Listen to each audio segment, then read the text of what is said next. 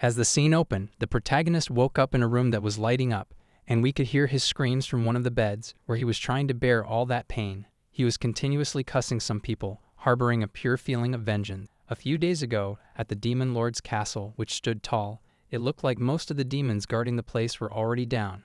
There was a man, along with his entire party, who was engaged in fighting those monsters and was continuously slaying them. It looked like a party of 6, with each one playing their part. As they battled, Akito felt that, even though the Demon Lord was in front, they could not just wipe him out, considering all the members were currently busy. The only lady on the team turned toward him, asking him to focus on the Demon Lord. At that moment, when he turned around, he found a huge monster sitting in front of him on a throne. That monster had confidence that a small human like him could not do much damage, and so it casually opened its mouth to deliver a fiery breath, pointing toward the small kid. However, it looked like the attack was not enough, as Akito defended against it through continuous strikes of his sword and somehow emerged unscathed. Without wasting a second, Akito used his sword and cast magic to slice the body of that monster. Just one hit was strong enough to deliver a slash, cutting off the top of the building in one go. The monster was shivering and screaming in pain. The moment its soul was taken away to hell, it was unable to understand and comprehend the strength of the boy who defeated it, as it had never expected any of it.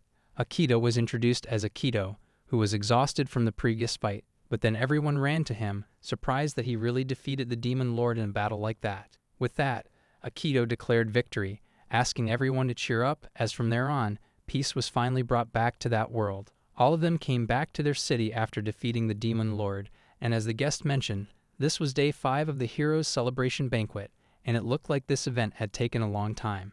Akito simply slipped off from the crowd and decided to sit on the couch, pretty exhausted with the day of celebration. A lady approached him with great concern about his tired face, who was recognized as Flora, a saint of the nation of the land of God. She tried to mock Akito for being capable of conquering Pale Peak in just a week and yet being tired with a mere party. However, the real cause was that Akito didn't like formal stuff. She informed him about the next day's joint victory ceremony and invited him to join, but the moment he was about to decline, she gave him a spicy look, and Akito was not able to say no. Other team members also approached him, cheering him up for his strength and victory, and declared themselves to be legendary heroes who have seen the world while still hating formalities. The guy was introduced as Wan Xiaolong from the Martial Arts Nation and was accompanied by another old hero of the group named Dove from the Magic Nation. It looked like heroes from all the nations were present at the moment, while the hero of the Eastern Nation, Musashi, was just impressed with the incredible battle. He praised the boy for facing the Demon Lord alone.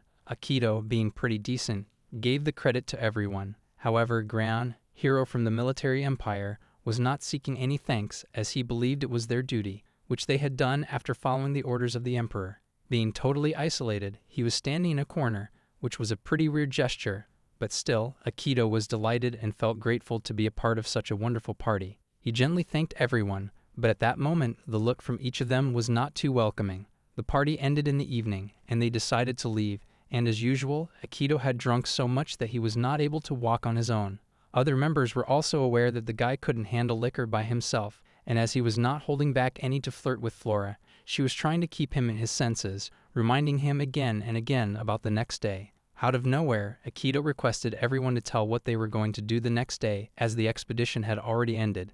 Garon had the intention to return home to recover the empire from war, while he himself was interested in serving his lord back at his place. Musashi was thinking of retiring, as he had his own resources to look out for, and the rest of them were thinking of opening a martial academy or returning to the church, as the saintess was set on going back to her holy duties. Now everyone's concern turned toward Akito and his plans, but it looked like he didn't have any. He realized that everyone had somewhere to go, but he, being reincarnated, had his parents already dead and couldn't return home, and the only possible answer he could give was that he had been planning to wander around. The ceremony day finally arrived, and Akito was welcomed to the Grand Cathedral, where he was currently sitting in the waiting room. Some of the elves were engaged in giving him a makeover with beautiful clothes, which were shining brightly at the moment, and Flora was standing beside him, telling him that it was important for the ceremony because this was the piece that would be acting and clarifying his victory over the Lord, further giving a strong bond to the unity of the great country. She was really in teacher mode,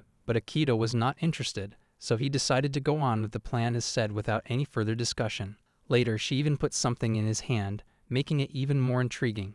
As he looked at his armor, he was interested in knowing the price that would be evaluated once those materials were sold. However, Flora clarified that what he was wearing was worth an entire national budget, and in any case, if he damaged it, he would not be able to escape punishment. While he was walking through the corridor, he found that everyone in the hall was calling upon the Holy Envoy, and he was pretty curious about those words, but Flora clarified that it was him, named with the statement as he was the god's messenger who had defeated the demon lord. Things were getting more heated and unwanted. However, he was ready to accept, as this was the last day of everything because he was planning to say goodbye to everyone after it ended. As they were going down the stairs, he decided to clarify about the previous day's conversation, while he was thinking about it last night and decided upon going to travel around the world. He believed that, even though the demon lord was defeated, people out there still needed help, and some must have the strength, and that was why he had decided to help them and was somehow interested in asking her to tag along for the task. He was even imagining how beautiful it would be once Flora walked by his side, since she was not replying at all. He found it pretty awkward, so as not to make it more obvious, she turned around and called it a wonderful dream. As they entered the cathedral, there were many mages wearing robes whose intentions were clarified to oversee the ceremony. Flora asked him to come away and stand in the middle of something like a stage, which was prepared surrounded by everything else. As Aikido turned, he found that the number of mages was not below 100 in any case. He was confused about what kind of ceremony this was and the reason behind such a huge one. However, before he could ask Flora, she instructed everyone to begin with the ritual. Those mages started chanting in unison and were continuously mumbling the same words. On the other hand, there was a bright light at the bottom of Aikido who was not able to understand what was going on. Just the very next second, some chains started binding him from the top, pulling him down to his knees, later restricting his movement completely. Aikido was trying to join the dots, as everything they were doing at the moment required specialized music, tools, circles, and a huge amount of magic, so being concerned, he turned around to ask Flora of her goodwill, informing him about it as a trap. Flora, on the other hand, was just standing unscathed, and it looked like she was not concerned at all, and the same was clarified the moment she turned with a bright smile on her face. She closed the distance and praised his ability to even move after all that magic being pulled over him to restrain his movement. This was a clear indication of why he was a hero who had defeated the demon lord. However, at the moment, Aikido was completely blank, not able to understand what the lady was saying in a sinister voice, and was hoping it to be a joke, though, through her face, it was not looking like one at all. To answer his question, another party member holding the power of magic, Doug, came and told him that it was his fate and not any kind of joke for sure. Aikido was very interested in knowing what was going on, and the old man verified that he had become too powerful. They believed that since the demon lord was already gone, his strength threatened the balance, and they couldn't ignore it, so all the 5 nations decided that he would upset the balance, and that was why they could not allow it. It didn't look like that was the case. It wasn't just those two who were behind the plan, as other party members who were part of his expedition to the demon lord's castle joined and told their statement about the nations making an act to eliminate him in order to remove such a hurdle.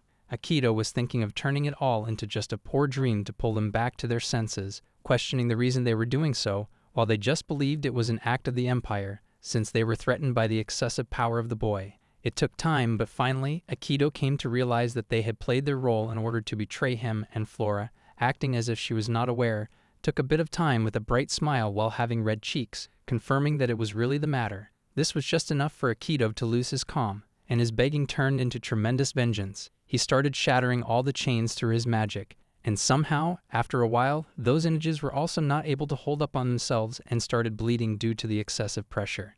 Their screams were visible with the intensity. Aikido was determined to break off, and soon some of them even lost their souls to the heavens. Within the next few minutes, Aikido successfully broke all the chains and was about to head out for the attack. However, Xiaolong attacked him from behind with a web directly toward his back, sending him flying away to a distance at the top of the roof, and the impact was pretty futile. He was impressed with his kick, but those guys had not planned to take his life yet, and it was good that he had not lost his life to a single attack. As he was lying on the floor, he was still trying to comprehend the reasons behind them doing such a pathetic act of betrayal, and after a while of him losing consciousness, he was brought back onto the same circle and now was tied with his back to one side. All the preparations were complete for what they were planning, and the old men then brought 5 rings from a crest with intentions of taking all the chief skills that Aikido relied upon and transferring them into it. Flora was not aware that something like that was possible. However, the big guy knew that they all had gathered national treasure-level material from all 5 countries with the old man's secret ritual,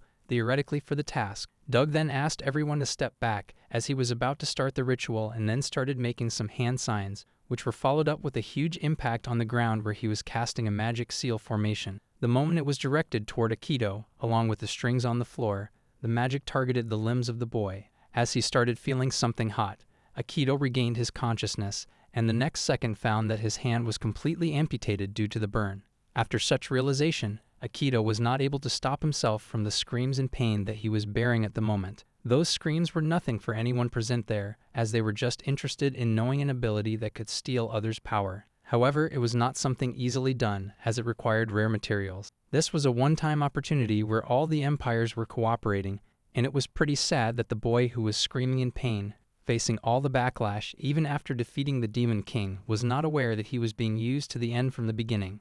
All that Aikido was able to think and go through was how the pain really felt, where his nerves were ripped out, and after a while something started dripping off from his limbs, and through a small passage, it was reaching a point where the power was being transferred to rings of the treasure box. As Doug took out one of the rings and examined it, he clarified that the ritual was a success, and whatever purpose for which the boy was reincarnated into the world had already been completed. The only concern was that the people would ask about his disappearance, and the Saintess was thinking of telling a lie about his return to the heavens after fulfilling the request. Aikido really had no plans of doing something like that, so he screamed and told everyone that whatever they had done after him giving his life for humanity was not acceptable, and he was currently hating himself for not being able to read the environment where he was giving his all, only to turn out as a joke. It was truly pathetic in his eyes that while he was crying and suffering from all the pain, they were laughing like they didn't have any heart. Flora turned more sinister and cold-hearted to tell him that there was no place for sentiments, as it was for world peace. It was not what he had expected from the girl he loved since the beginning,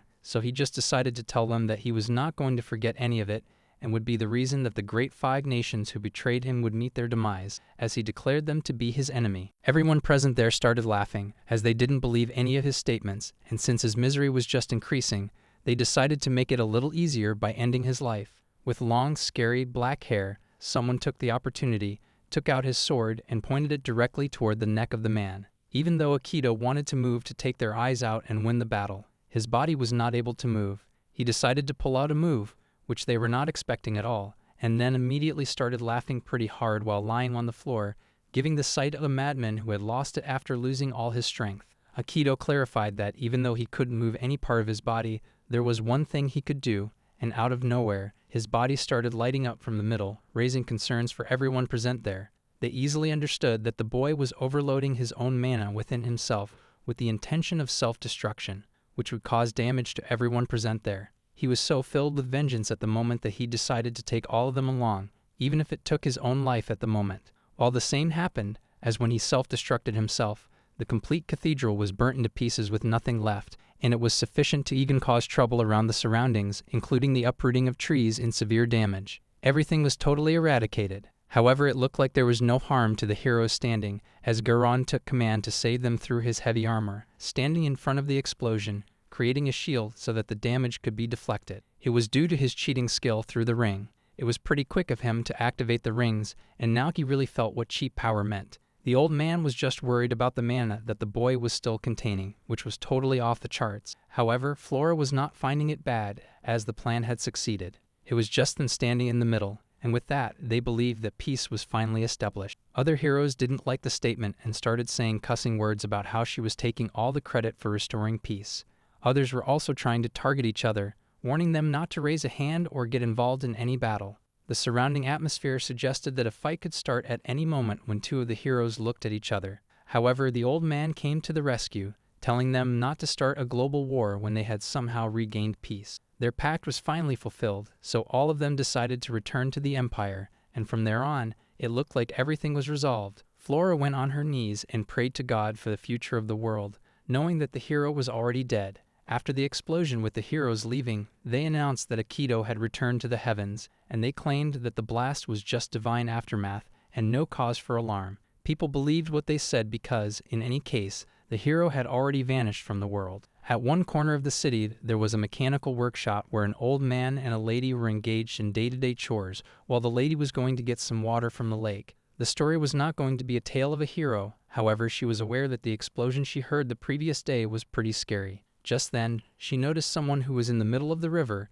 covered by wooden logs, not able to move, and from here on, the story was going to change to the revenge of Aikido. In the head of Aikido, somewhere around the corner, his unconscious mind was still trying to find an answer as to why the others totally betrayed him when they traveled along, defeated the Demon Lord, and were so supportive all the way. The most hurtful was Flora, who made such a mistake, even though he always cared about her, and all that was visible.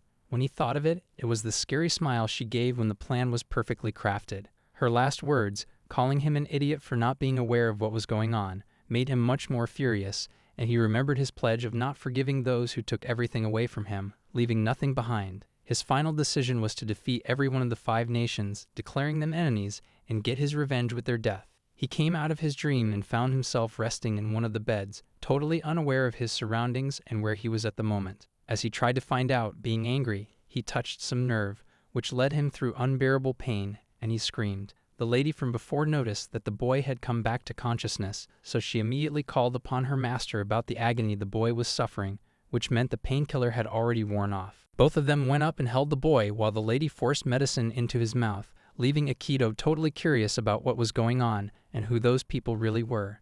A few minutes later, he regained his normal self, and the pain was a little gone, which was a good sign. After relaxing a bit and taking some deep breaths, he asked them to introduce themselves as well as the place they were currently in. The boy was talking in the simplest way, like everything was good, which was not liked by the lady, who called it pretty rude, telling him that they were the ones who saved him from death. The old man stopped her from saying any further and told him that, judging from his expensive clothes and accessories, he must be someone of high status, and clarified that it was his choice if he wanted to talk or not, but just for information, told him that he was stuck near the river, and they happened to find him, and they were currently in their workshop. Aikido realized that since those guys saved him and didn't steal anything, it clarified their kindness. The old man introduced himself as Kresh and his apprentice as the one who found him first near the lake. Kresh was not at all interested in keeping him at the place, as he might be in trouble, and then asked him to give some contacts so he could write a letter and someone could come and take him along. Aikido did not utter a single word, which meant that he really had no one to take care of, and was requesting them to allow him to stay a little longer, agreeing to leave once he was able to move. Kresh was not at all happy with his request, and clarified that he was not a nursemaid, but the way Aikido was speaking, not expecting any 5-star treatment, the old man understood that he had really not seen what he had gone through. About the time when the old man decided to tell, his apprentice stopped him, clarifying that it might make his condition even more unstable than it was right now. Aikido found it a little disturbing that they were discussing him yet not revealing what the matter was. He tried to clench his fist, but the moment he realized that he didn't have any fist, as all his limbs were amputated, and the boy was just a wreck at the moment, one which all of us could laugh at. His misery was at its peak. He was not ready to accept that everything from which he could take his revenge was completely gone.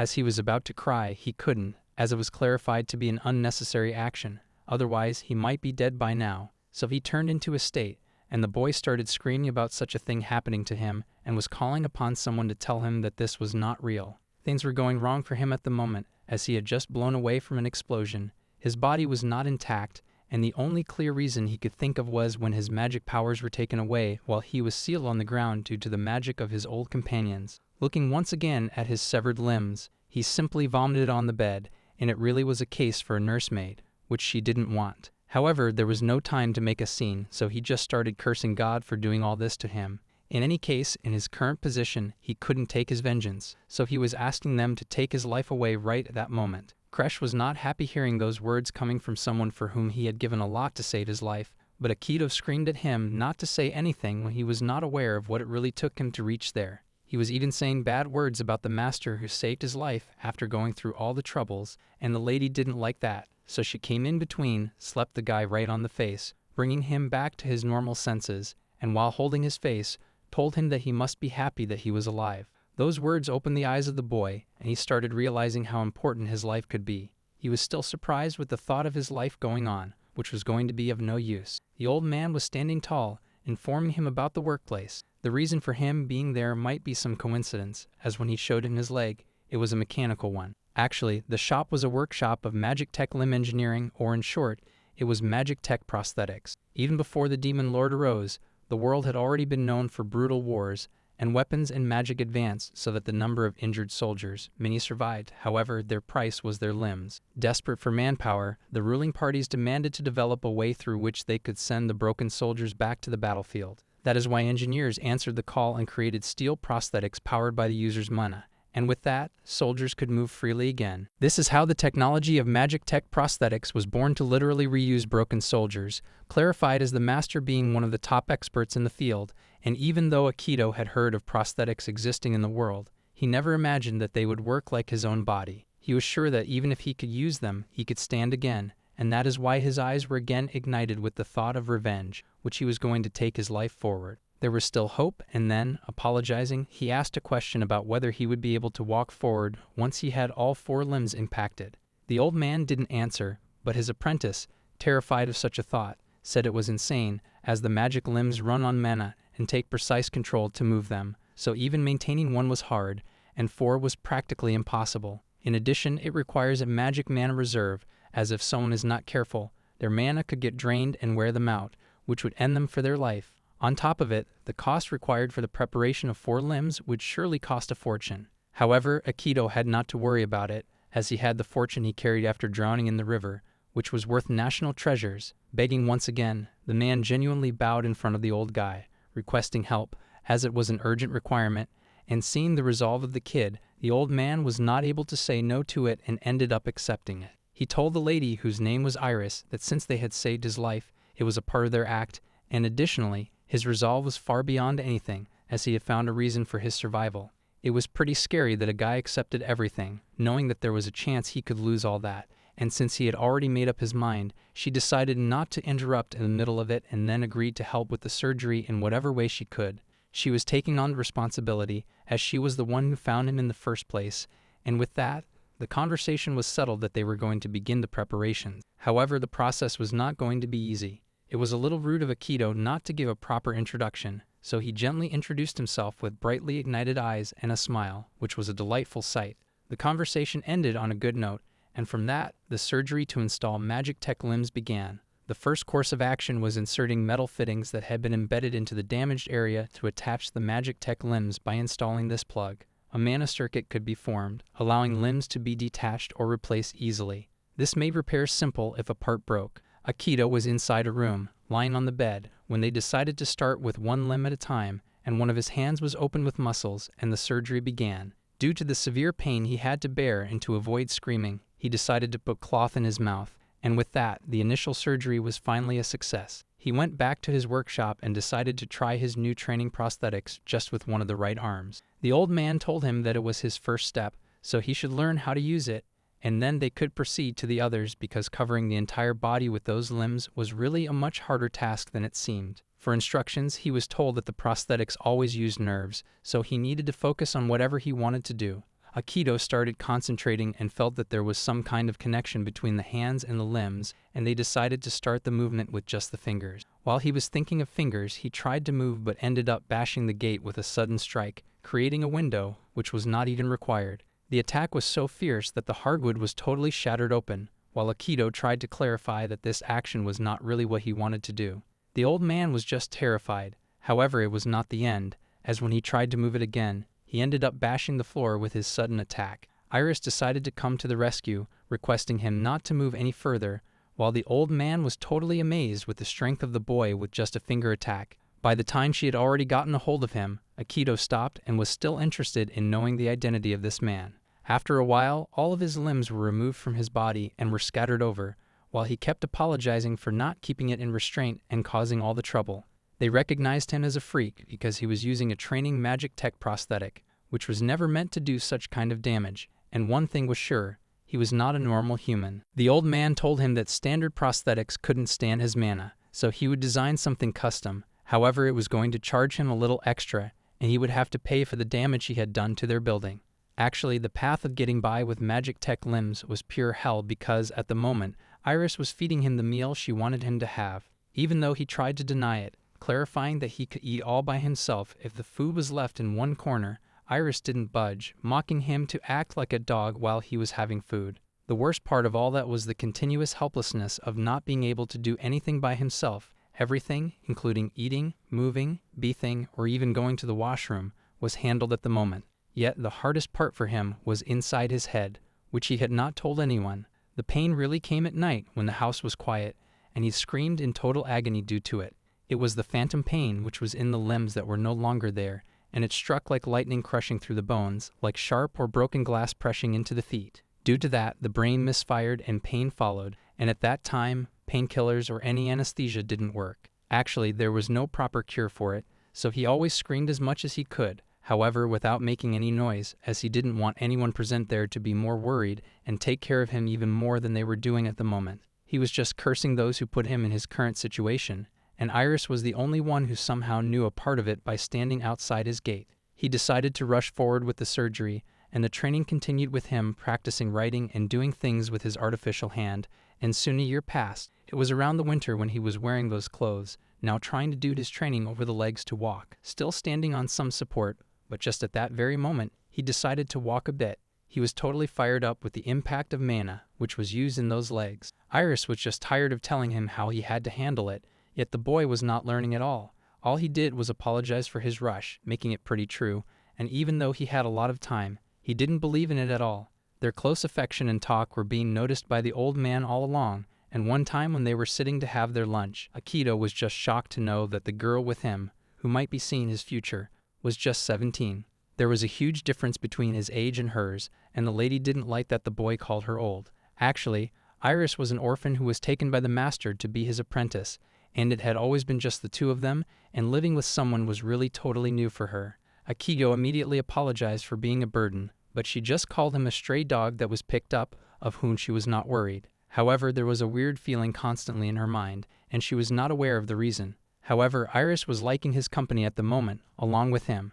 This was a pretty hard statement that the boy was not able to take, so he decided to dodge it off. After that, seasons continued to pass, and finally, 4 years later, things had really changed. One fine day, Iris was carrying some eggs in her basket and called out again for Akito, and it looked like they were in some kind of practice.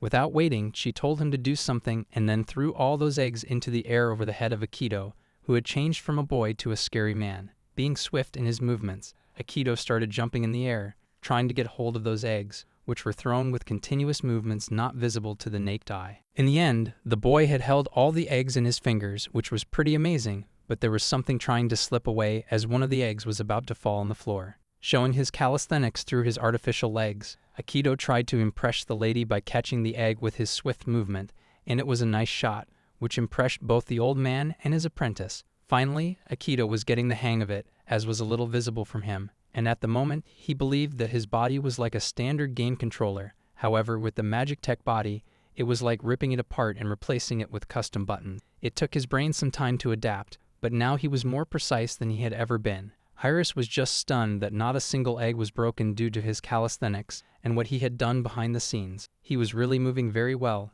and was ready for the real limbs any time, and even the old man believed so he decided to hand them over at that moment. Actually, that guy had walked into a cage to bring something onto the scale, which looked like real limbs for him. He showed him multiple boxes of his custom-built material that the man had kept all this time, yet decided not to show him, while the most stunning thing was that even Iris was not aware of it. Soon, his body was fitted with those new gears, and it was looking fabulous on him. He himself realized that the material was really insane, feeling like his own body, and as soon as a wooden block was thrown at him, he made a mess out of it with a single hit.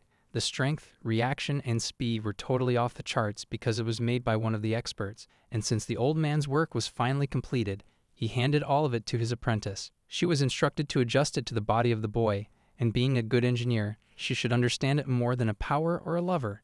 Those words were really pretty hard for a lady to get through, as he was practically calling her the closest person to him. The old man was aware that there was something going on between those two, but it was a tough statement. Akito was not at all engaged in any such discussion because all that was going through his head, since the last 4 years, was that it was finally the time he had received his limbs, and all the pictures of those with whom he needed to deal with were clearly visible, so his goal was set. A month later, those guys went outside to the town and found that it had been a while since they were there. Actually, back at home, the old man was coughing and was sick. However, since he had to make a delivery, they decided to tag along for the task in his place. In the town, at one of the food shops, Iris was not able to stop herself from drooling, and while they were in the middle, she noticed the statue of a young man on one of the streets, and pointing toward it, told them that his resemblance was really the same as Akito's. Akito was aware of being the same guy. However, the crafting was not very good, but the question was why his statue was there. One of the men came there to take the task upon explaining, and called it an act of heroism church, which was a group founded by those who were saved by the hero because they honored him since the day he returned to heaven. This was all a made-up story of which Akito was not aware, while the old man was interested in telling him how things really were. Akito took it as a sales pitch and decided not to listen. However, since Iris was interested, they continued to hear it. The man went on to tell that, after defeating the demon lord, Akito returned to the heavens, and now everything was a mess, as the 5 nations were fighting back against each other. Now that the demon lord was gone, monster attacks continued everywhere, and the 5 nations did nothing but watch because they wanted their borders to be protected by those monsters. In the end, when they came back, Akito realized that since the last 4 years, he was just acting like a coward, hiding in the shadows. His thoughts were suddenly interrupted by a pack of monsters making a move there, and as soon as Akito noticed it, he decided to take action immediately. He carried the girl on his back, and both of them started running directly toward the workshop, which was in the middle of the forest. The condition was really not looking good, as some of the monsters were at the top of the building, and they were concerned about the old man and his health. Finding an open opportunity, Akito immediately used his power through his mechanical body and started catching all the monsters that were trying to run away or cause damage. Both of them immediately went inside to check on the old man and his condition, and found that the man had given his level best to protect himself as well as the workshop from any severe damage. It had always been like this, that the 5 nations were behind taking away Akito's life. What really mattered to him later on, one day, was that the lady was taking a bath, and it really looked like she was not enjoying it. Even though she was crying in a position, her tears were enough to say what she was going through due to the death of her master. They had already buried him in the ground with a mark for his mechanical capabilities, and while Akito was standing there, he was having a flashback of what happened just a few days ago. The last day, when he went back to meet him, he was on his deathbed, continuously asking them not to bring any doctor. Kresh was aware when he was going to die, and since, due to the wounds, there was no saving him, Akito was concerned about Iris. She really ran out to gather medicine as she didn't want him to die. However, Kresh was just fed up with the stupid apprentice, who really cared about him a lot beyond what he expected. He was not able to speak at all and was coughing continuously, and Akito was cussing himself for all that because he believed that it was a kind of his bad luck that such a thing came upon them. Later, he denied using the 5 nations, who had ignored the monsters, as the real reason for what happened. Kresh really had to give him some request, and as Akito thought of taking care of Iris, he was really up to it, and had no intentions of leaving her behind. Actually, Kresh had something else to talk about and told him that, when he first washed up there, he never asked about the past, but his eyes were enough to tell that he was currently looking for vengeance. His eyes were full of darkness, driven to accomplish something that might even cost him his life, yet he had no intention of staying back. The moment Kresh realized what he intended, he hesitated to give him the magic tech limbs, as his vengeance would burn so bright that it might swallow the 5 nations in war, and he didn't want to be any part of it. This is why he was continuously testing his resolve. Kresh hesitated until the end, but when he saw him and Iris working together on the prosthetics, and was aware that he was about to lose his life, there might be a case that both of them could start a new one. The statement was true, as the gear that Akito was wearing was something they made together, and that is why Kresh had no interest in stopping any further from there. But still, there was one more request of his, that he should, anyhow, protect the little girl from any problem. These were the last words of the old man who held his life to say those words, and as he went to heaven, Akito promised, because he, at the moment, owed it to him, and would make sure that she lived a happy life. Upon all of it, he had a new reason for vengeance against all the 5 nations. After his death, Akito told the complete story to the lady, who was shocked to find that something like that had happened to him. It was quite sudden, but Akito was not able to understand why she really believed him in just a switch. But Iris had a simple answer. She had watched him for the past 4 years and knew what kind of person he was. On questioning what he was going to do, he clarified that he was leaving for vengeance on those guys, as he wanted to make them pay and atone for what they really did. Akito clarified that he couldn't stay by her side anymore, and staying at the workshop was not a good thing either, as there were monsters. However, Iris had already decided to go along by his side. It was quite shocking, which changed the face of Akito, but she believed that, even though it was dangerous because he was going to pick a fight with the 5 nations, she was concerned that if she didn't, then who would take care and maintain his prosthetics. It was a good point because she was the only one who could fix it. Those prosthetics were one of a kind, powered by ideas he had back in modern Japan, mostly from Manga, and while he used to give the specification sheet, make rough diagrams, and try to enact it into those prosthetics, those mechanical limbs had become quite customized. So, Akito had decided to return to the shop whenever it went through trouble. This was a very vague statement, as it might hinder his revenge, which he was seeking, and that is why there was no real choice other than staying by her side. Those words made more sense than anything, and he sighed, so while apologizing to Kresh, they both decided to go along with each other, and by that it was time for them to start packing. They went back to the broken warehouse. The lady was packing continuously, and gave her instructions not to run off on her own and always to listen to his desire. On the other hand, she had intentions of recovering the amount for the service she would be giving to repair them, so she requested him not to do anything reckless. Those words were not as simple as they seemed because, by that time, she had also lost her only family and was grieving, yet was considering that no one could see it. The moment she was trying to act all strong, she was having tears which proclaimed that the lady was really a terrible liar. To make it a little simpler and easier, Akito agreed to pay back whatever he needed to, and further gave reassurance to her that he would not leave her in any case. This was the right statement for her, so she immediately wiped off her tears and turned around with a bright smile, ordering him to keep the promise in any case. Such inspiration brought back Akito's flashback where Kresh asked him to take care of the idiotic apprentice, and he promised to do so in any case. Packing was already done, and it was time for them to leave, and it felt real quick that they were heading out for the final deal of vengeance, and their first stop was set to the closest capital where one of the heroes, which was his target, resided. Being fired up for the journey to seek vengeance for the hero who went through all the trouble since the last 4 years, remembering back, his only intention was to travel the world somewhere out and help someone who needed his strength, as the destiny planned. It was not with Flora but with Iris. At the martial nation capital, at the city gates, there was a little light of a lantern visible,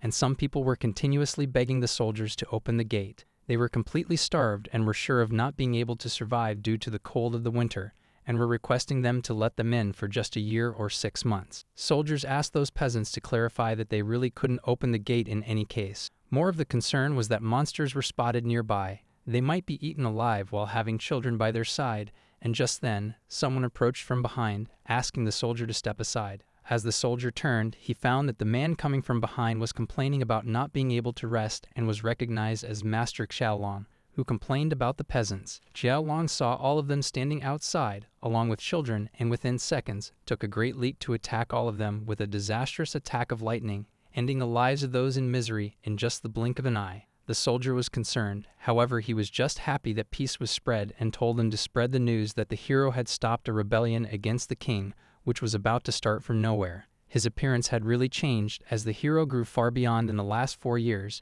and being a man, he was concerned about his beauty. Hero Wang Xiaolong was from the martial nation, and after defeating the Demon King, he became the martial instructor for the king's royal guard in the capital, and as promised, he founded his own fighting style, and now his dojos were spread throughout the entire nation. 3 days had already passed since those guys left the workshop, and they had made it to the town closest to the destination. This was one of the checkpoints leading to the capital named Koro, but for a certain reason they were stuck there. While they were having dinner at one of the dining tables, the problem turned out that they might be blocked from entering the city as they required a travel permit, and they really didn't have one. It really made sense that, since those guys were in the middle of a war, every checkpoint would be strict, and as both of them had not a good background, being an orphan and a formerly presumed dead, they really needed to find a way out that could work and lead them inside the city. Akito was trying his level best to find an option through which he could get himself an opportunity, but Iris was concerned about his powers, which were stolen away, and his plan of taking them back. Even though Akito was not sure, he was aware that his cheat ability was sealed into a ring by the old magician, and each of the heroes held one of them containing different powers of his. Iris was finding an option to get his powers out, and it might be through destroying the rings. However, this was not the first step, as they needed to get their rings back. In any case, he needed to meet all of them face to face in order to have it, and while they were in the middle of discussion, they heard some people in the background creating a mess while playing with a lady who was serving food in the tavern. Iris didn't like those kinds of people who killed the appetite, and it was revealed that they were hunters who were profiting at the time of such a recession. Actually, hunters were a profession that rose to prominence after Akito defeated the Demon King, and they were mercenaries paid to take down monsters and escort people through dangerous zones. In just a few years, hunters had become essential to the world, and as a privilege, they were exempt from border and checkpoint inspection. Akito wiped extra beer from his face, and then walked directly to the den of those guys, and while dropping a beer glass in the middle of their bench, kind of intervened in their business. Their acting leader inquired about his intention, and he gradually started acting too friendly, wanting to join the table. One of the hunters stood, trying to play cold to scare him off, But Iris didn't like that, so she was screaming for him to come back, as it was not a question they asked out of strangers. Akito still continued the discussion and requested from them a way through which he could become a hunter. However, the guys were still not taking it seriously, as they believed that he would not be able to survive, being a brat who would die in just no time. Not paying any attention, they asked him to go home, calling him out, but Akito raised his voice, telling them that they couldn't just jump to the conclusion, and on the basis of qualification, he might be stronger than the one trying to proclaim being a senior. The hunter took the words directly to his ego and tried to attack him instantly with a punch. But Akito, in an instant, created a mockery of the adventurer while others were concerned about the fight. The man continued his attacks and tried to touch the body, calling him different pathetic names. However, he still was not able to, and it looked like it was now a topic of discussion among the other hunters, who were asking him to show his real powers. None of his attacks were landing at the moment, and it was because of his weird body movement, which told that the boy was not really a human. Iris, sitting at the back of one of the dining tables, was able to understand that the moment was because of his regular magic prosthetics as she was having her dinner. She was thinking of naming his customized one and then decided to call it Magic Tech Firm Core. This prosthetic was really something, as Akito was not only dodging one of the attacks but was able to make all of that a mess in a sudden. Out of nowhere, one of the adventurers tried to attack him but ended up hitting his own master, as it was taking a long-term hunt. He decided to take out a blade, which was really off the charts. Before he could take it out of the sheath, someone from behind asked the man to stop, and it looked like a trained individual from whom everyone could be scared off, and henceforth was introduced as Mr. Gald. Gald informed the hunter of being outmatched in the battle, and then asked everyone to leave while taking care of the shopkeeper's expenses for the damage. It was clearly visible that the guy was the leader who backed down everyone with just a single command, and not only that, but the man even bowed in front of him on behalf of their men for creating the problem. Akito was overwhelmed, but Iris clarified that he was the one starting the fight. However, the leader had his own intentions of helping him become a hunter at his job. As they started discussion at one of the round tables where chicken was served, Akito clarified that he wanted to visit the capital and had no work permit, and that is why he wanted to become a hunter. The leader agreed to write a letter of recommendation, but Akito was not sure if the thing was really that easy to get through. Actually, the organization was still new and extremely understaffed, and he himself had witnessed the kind of strength that the boy possessed, so they were ready to hire anyone who matched the criteria. As he was still in conversation, he was trying to stop the lady from having any more food, while the leader was impressed that the guy was not flinching even a bit to those who were trying to fight him. And that is why, being surprised, he decided to send a letter of recommendation as told. He even gave a note prepared with his own seal to take it to the guild to get a job, and while he was leaving, the man called the style of fighting Shaolong style, requesting the location from where he trained. Akito remembered with the word that back in his own days, he used to take such lessons from Shaolong but decided not to answer. On the next day, at the Martial Nation Hunter Guild branch, Akito received his first job of escorting a merchant who, under various circumstances, was ready to pay just half of the usual reward, and those guys had accepted. Iris found that the value was very cheap, but it was the only mission that was available for rookies like them if they were heading to the place, but the merchant was even ready to accept death by going his own way, and it made them feel even worse, so they were ready to do so. While they were about to leave, someone called them from behind, and it turned out that this was the same group from the restaurant who wanted to settle scores with him for his wrongs. Akito took all of them to a closed space, and after a while, they were in no position to move and were screaming in pain. Akito was happy that he had tested those gears against a real fight, but the man was not able to accept the way he fought, as he must be taking their lives for whatever they had done. Following his words, he ended up calling Akito a hero or something, and as he didn't like it at all, he gave him a scary look and clarified that his only intention was to steal their licenses to get into the capital. However, his mind had changed, and then he ordered him not to use the word hero ever again, and at that moment, his eyes were telling what kind of consequences they might end up facing in case they said it again.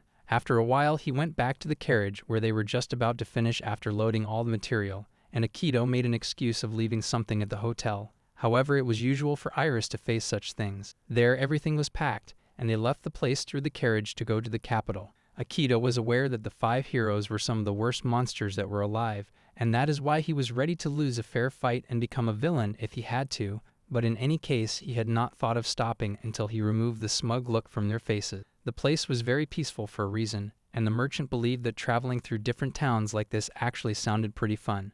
It was one of the perks, but lately, monsters had been on the rise, so it meant tough rather than relaxing. The merchant was very happy to have help from both of them and was counting upon their identity. It turned out that Akito had already changed his name and was now being called Kuju. Iris found it pretty awkward and inquired about his change of name and realized that what he had chosen was even weirder than it used to be earlier. Actually, Kuju was the surname of his past life. The merchant, who found the name he had was pretty rare, thought he might be from the Eastern nation. Leaving the topic aside, Kuju inquired about the monsters being on the rise at the moment and came to know that only D-rank monsters showed up along the route. However, they were also a kind of deadly match for a merchant like him. The merchant was aware of it because he had been reading the encyclopedia, and Akito found it awkward that they actually published something like that because 4 years ago there was not even such a thing. The merchant was carrying one of the encyclopedias along with him, so Kuju decided to give it a read. Going through the pages, he realized that the world had really moved on while he was gone, and there were even illustrations for the case. As for the D rank, it appeared in low magic zones, while C ranks were tougher than D but manageable alone. Turning to B ranks, it required a party to defeat, while S rank commanders came under the Demon King's tier, capable of bringing catastrophe to mankind, and were quite undefeatable. The encyclopedia caught Kuju's eyes, and he immediately went to the top of the carriage and started reading all alone after a while. This was giving nostalgic vibes, and he was too struck by S-rank monsters, as in his past time, it was quite hard to defeat them alone. Iris climbed somehow to the top, reminding him of his guard duty, and asked him to let go of the cool guy act, as it was not giving a good impression. Just then, the merchant saw something in front and informed them about some monsters approaching.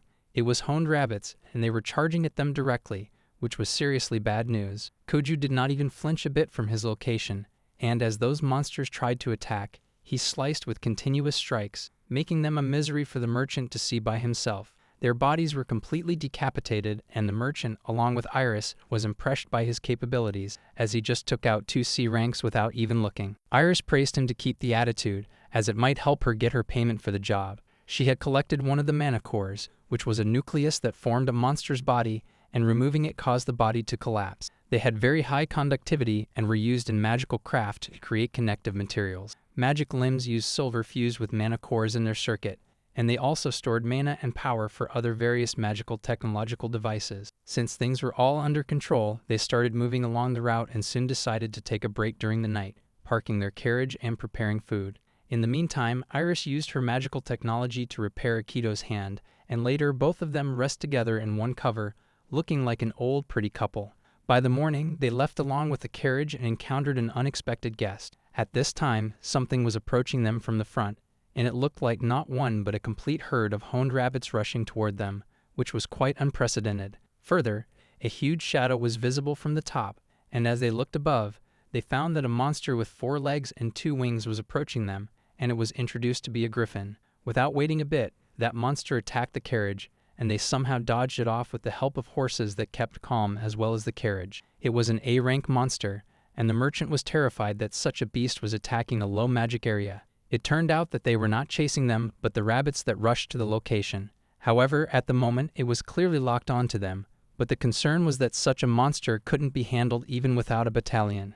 The merchant believed that they were as good as dead, but Kuju had something else planned, as he used his quick speed to reflect the attack of the monster's claw with a single kick, making it fall onto its own face to another ground. Finding another opening, he jumped forward, calling it a bird brain and mocking its speed and capabilities. The monster didn't like it. However, before it could push and pull out a move, Kuju used his mechanical arm to create a trap and lured it inside of it, making it completely incapable of flying any further. Its body danced on the floor, making the ground break, and this was stunning for the merchant to see with his own eyes. Soon, the monster ran away, and the merchant, in relief, decided to go back to the guild and pay the fees. He was not able to believe his eyes that Akito repelled a griffin in a single blow. He was further interested in knowing the identity of those guys, as they were not ordinary bodyguards. Both introduced each other as one calling a debt-ridden rookie hunter, while the other called a bad-mouthed apprentice engineer. Things were finally done on the part of the job, and as they were walking back, Iris was not happy since he let the griffin fly off with its magic core.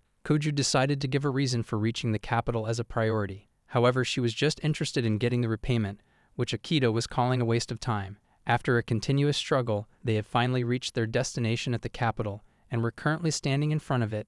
In the dark sky, at another corner of the city, the griffin was already killed, or in other words, was decapitated by a man sitting on the top. It turned out that he had taken down an A-rank griffin through dismantling, which required an entire battalion by his own hands, and one of the men who was standing in front was praising his techniques a lot. It was Xiaolong who was not pleased that they sent him for such a pathetic job, and then asked the coach to get the mana core for his relaxation. He had some very weird fantasy, so he asked his subordinate to bring a top girl to his quarters and about a particular request. He wanted a married woman. It was so weird that the subordinate ended up asking the reason behind it, and it turned out that he wanted her husband along too because he still had memories of taking something from them when they didn't like it, informed when they took the powers of Aikido with his disallowance while he was screaming in pain. He believed stealing what someone else pressed the most was the best feeling. At the gate of the capital, both of them showed their hunter card and told them that they were there for work, and even had a letter of recommendation. With that, they were able to go through the checkpoint, and the moment they entered, they found that the capital was really beautiful from the inside compared to what it looked like outside. Kuju himself had never seen such a big city, as at the moment, the nation had a population of nearly 20 million, which was the greatest among the 5, and being the capital, it was pretty lively. One of the guys was selling the specialty of the place, and Iris was totally looking forward to having it, but Aikido dragged her along, telling her that they were not on a vacation, as they needed to collect the reward from the guild. She was stubborn and was not even moving her feet a bit, so he genuinely dragged her away. Just then, something caught Aikido's eyes to the left. He was able to see a board written with Xiaolong Style Dojo. The name was enough to give him his bad memories with the guy, and the aura of pressure he emitted due to absolute anger was something that even the stray dogs were scared of.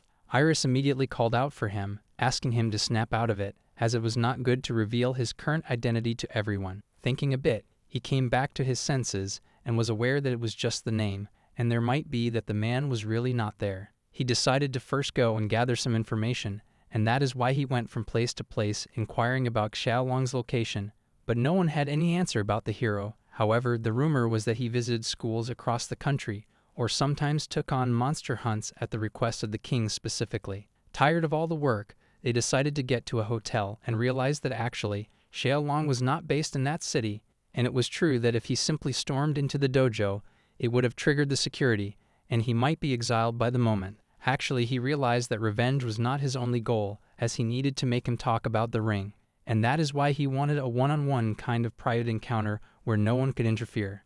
Either he needed to find what kind of haunts, or where he resided in the royal castle was the only possible chance to sneak in while he was arrested. None of the ideas were coming to his head because he was aware that even with a bit of a chance that the security caught him, he would not get another chance. So the best option was not to go to him, but to make him come to the man, and it looked like he had a perfect strategy for the same. He took out a pen, and remembering how Xiaolong actually thinks, being impulsive, arrogant, and battle-hungry, he would surely react when someone stronger was out there and would take the bait. That is why he made a pamphlet out of nowhere, which called him a cowardly weakling, and above all, there was an open challenge from him for a one-on-one battle. Being a kid, Aikido was thinking that this was the best idea, and it would be able to do all the cases. However, Iris really had a different thought and slipped a bowl of food onto his head, telling him that no one would take some kind of childish challenge, as in case he did such a challenge, then he would not be coming alone, but would bring a whole army battalion.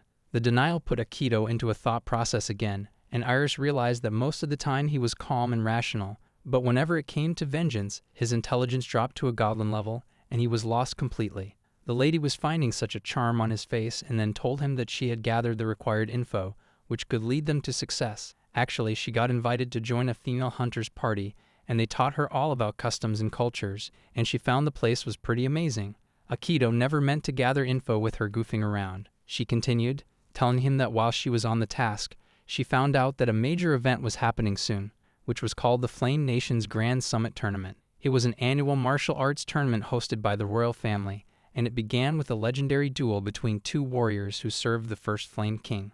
The winner was honored with a royal feast, and the entry requirements were none. There was a complete twist there, as the tournament ascended during the Demon King crisis, and there was only one person who had won the battle 5 times in a row, and it was none other than Wan Xiaolong. As known during the past 100 years, such a streak had happened just twice, and if he won the next one, then he would be setting an all-time record, and that is why the rumor stated that he would participate no matter what. It was assured that the guy ran for recognition, so he would surely do, and that is why, if he wanted to face him directly, this was the best shot at getting to him. The positive was that he was going to be in the city for the tournament, and it was pretty convenient for Aikido that he was showing all by himself, and his smirk was more terrific as he had found a way by which he could bring the target right to his face. With that, while everybody was chasing their own goal of the tournament at the time of registration, there was another story going on behind the doors where a husband was humiliated by the master for his act. On the day of the event, firecrackers were bursting in the bright sky, and the crowd was very loud, which showed what kind of huge event it really was. While they were sitting back at their hotel, Iris woke up very early in the morning and was not satisfied with him entering the event looking the way he did at the moment. Aikido understood that she was talking about the prosthetics. However, he was left with no other options, considering it was a last-minute call. Actually, the thing had only 1/3 of the power that was in the magic tech limbs customized for him. However, Aikido found it sufficient, as it was just the qualifiers where he could get through easily. Iris just wanted to clarify that he should not break them, as repairing them would cost a fortune. However, he was not paying any attention, and the lady understood that the next thing he might ask her to do was prepare new magic tech limbs from scratch. Last night, while they were in discussion, Aikido gave a blueprint of how he wanted his magic tech limbs to be and what they should contain before the fight, and Iris was just stunned to know that he wanted all that by the next day. Kuju was aware that without the cheat, Xiaolong had the edge in combat power and the power of the new magic limbs in any case. He would have to handle the qualifiers with the current prosthetics, but for the finals in 3 days, he would need that new model ready. It was getting overboard. To motivate her even further, he gently grabbed her by her shoulder and told her that she would have to complete the project within the deadline, otherwise revenge would be for nothing. It was a pretty toxic mindset. However, after saying so, he left the place, pressuring her again by saying she was being counted on because he left the outcome of the match in her hands for victory or defeat. Those were hard words for a lady who was just an apprentice. However, she decided to go for the task without any hesitation, using potions to build an absolute peace that had never been seen. The scene switched to the battle arena, where the event was going to be held, and as the bell rang, the commentator announced that the Flame Kingdom event began from there. It was all crowded and fired up with energy because today's qualifiers were going to be a sudden death or free-for-all, where over 100 contestants on stage would be settled in and out of sport for the main event. In the VIP seats, they had the Flame King himself and the nation's beloved hero, Xiaolong, who, as last year's champion, had automatically earned this place. Aikido reached and went for his registration at the counter table, where he was informed about being placed into one of the hundreds of qualifiers, where only one would win and proceed to the next level. Actually, the survivors would move forward, and among the top 16 would face off in the final tournament, which meant one winner would rise above the rest. Magic was mostly banned because it was a martial arts event. However, magic tech limbs could be used irrespective of what they ran on because prosthetics were considered part of the body. Plenty of past fighters had used them. For the instructions, weapons and armor were allowed, but blades must be dull, and anyone caught deliberately trying to kill someone would be banned for life. It was a pretty harsh rule. However, it was not a concern for him because he never planned on returning, which put him on fair grounds for spilling blood in the finals. While he was signing the documents, he was giggling, which looked pretty creepy. For the badge, he received Group D30, and one of the men informed him that it was tough luck, because that group was considered to be synchronicity. Every year, the biggest names just happened to end up in the same group, and this year, Group D was especially brutal. For instance, he pointed toward one of the guys who was standing and had the appearance of the scariest human ever to exist in the world and was introduced as a mercenary. The guy was one who could take the life of anything for money and was killed on the battlefield, with further skewers of that lance-like trophy. An instructor asked him to drop out as the tournament was going to be a big murder. When the man passed alongside Aikido, he bumped into him and called him a piece of trash. All of the qualifiers were done by the time for the previous groups, and the time arrived for the Group D qualifiers. The staff announced that all contestants should attach the number badge to their chest, as losing it or falling out of bounds would lead to their disqualification. This was pretty ridiculous, as the stage was not as big as it looked, and they had to fight in congestion. The instructions were clear that any kind of intentional killing would result in immediate disqualification. The monster-like human read it as though they didn't have to get caught while they could kill, considering they were in congestion at the moment. Everyone decided to move to the center, as the edge was surely going to be an issue. However, Aikido chose the other way around and started walking to the edge. It looked like he was about to throw the game and then ended up hurting all of their egos by saying that he didn't want to waste energy on qualifiers. As the battle began, all the warriors fought, battling each other to get the others out, either by having their badge removed or throwing them off the cliff. Aikido, on the other hand, was running continuously around the place with one hand completely detached, which was noticed by some. However, others were still unaware. Before they could realize, their hands were all tied into a rope, and it was Akito's first move, by which he was making sure to tie everyone in the group with that single move. The hunter from before, who wanted Akito to dodge out from the game, noticed that he was pulling a string into the arena, and within a few minutes of work, he finally was able to get a hold of everyone. He gently threw the rope to one side of the field, and while winding, it was about to stretch to take everyone out, but just then, the heavy hunter came up behind him, calling him a bastard and about to attack to take his life. Kuju was a trained hero who found the opportunity and kicked him away with a single strike, getting his hands on a perfect material kind of weapon. He was looking at the moment. He immediately beat that weapon onto the arena, and as it was noticed that the string tied to everyone's hands was now starting to converge at one end of the corner, it was visible that the guy had simply created a circle on it like a trap.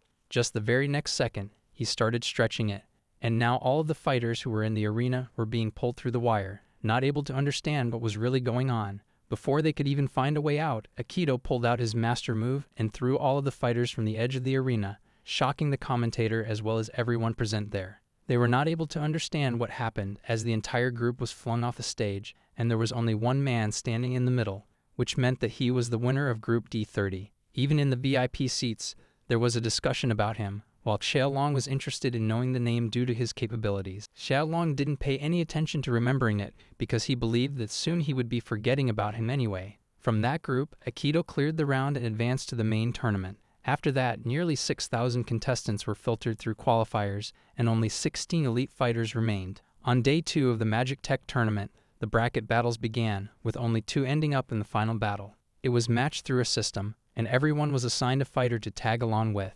As Kuju entered the battle arena, he was able to see Xiaolong and instantly got a flashback of his intent for revenge. He somehow held back, remembering that the boy was on the other side of the bracket, so the only chance to meet him was in the final. He was aware that the magic limbs he had to rely on for the battle were not finished by that time, so he needed to stay back. In the VIP arena, Xiaolong was having a discussion with his subordinate, who was apologizing because, as per the bracket, the finalists were going to be those two, which meant that Xiaolong's style was seriously going to get great public recognition. He was interested in showing a real final and was asking his subordinate not to back off in case they both met. However, the king had no intentions, as he believed that the tournament was a matter of national pride, and even the slightest chance of him losing was not acceptable at all. The king was looking with just the thought, and then Xiaolong understood that he really couldn't play around with it. He went to the king, started playing with him like a kid, and asked the old man to relax, not to worry, and to keep his blood pressure down. He said that half of the nation's power belonged in his hands, and he was pretty aware that, in case he lost, the other nations would jump directly at them in a heartbeat.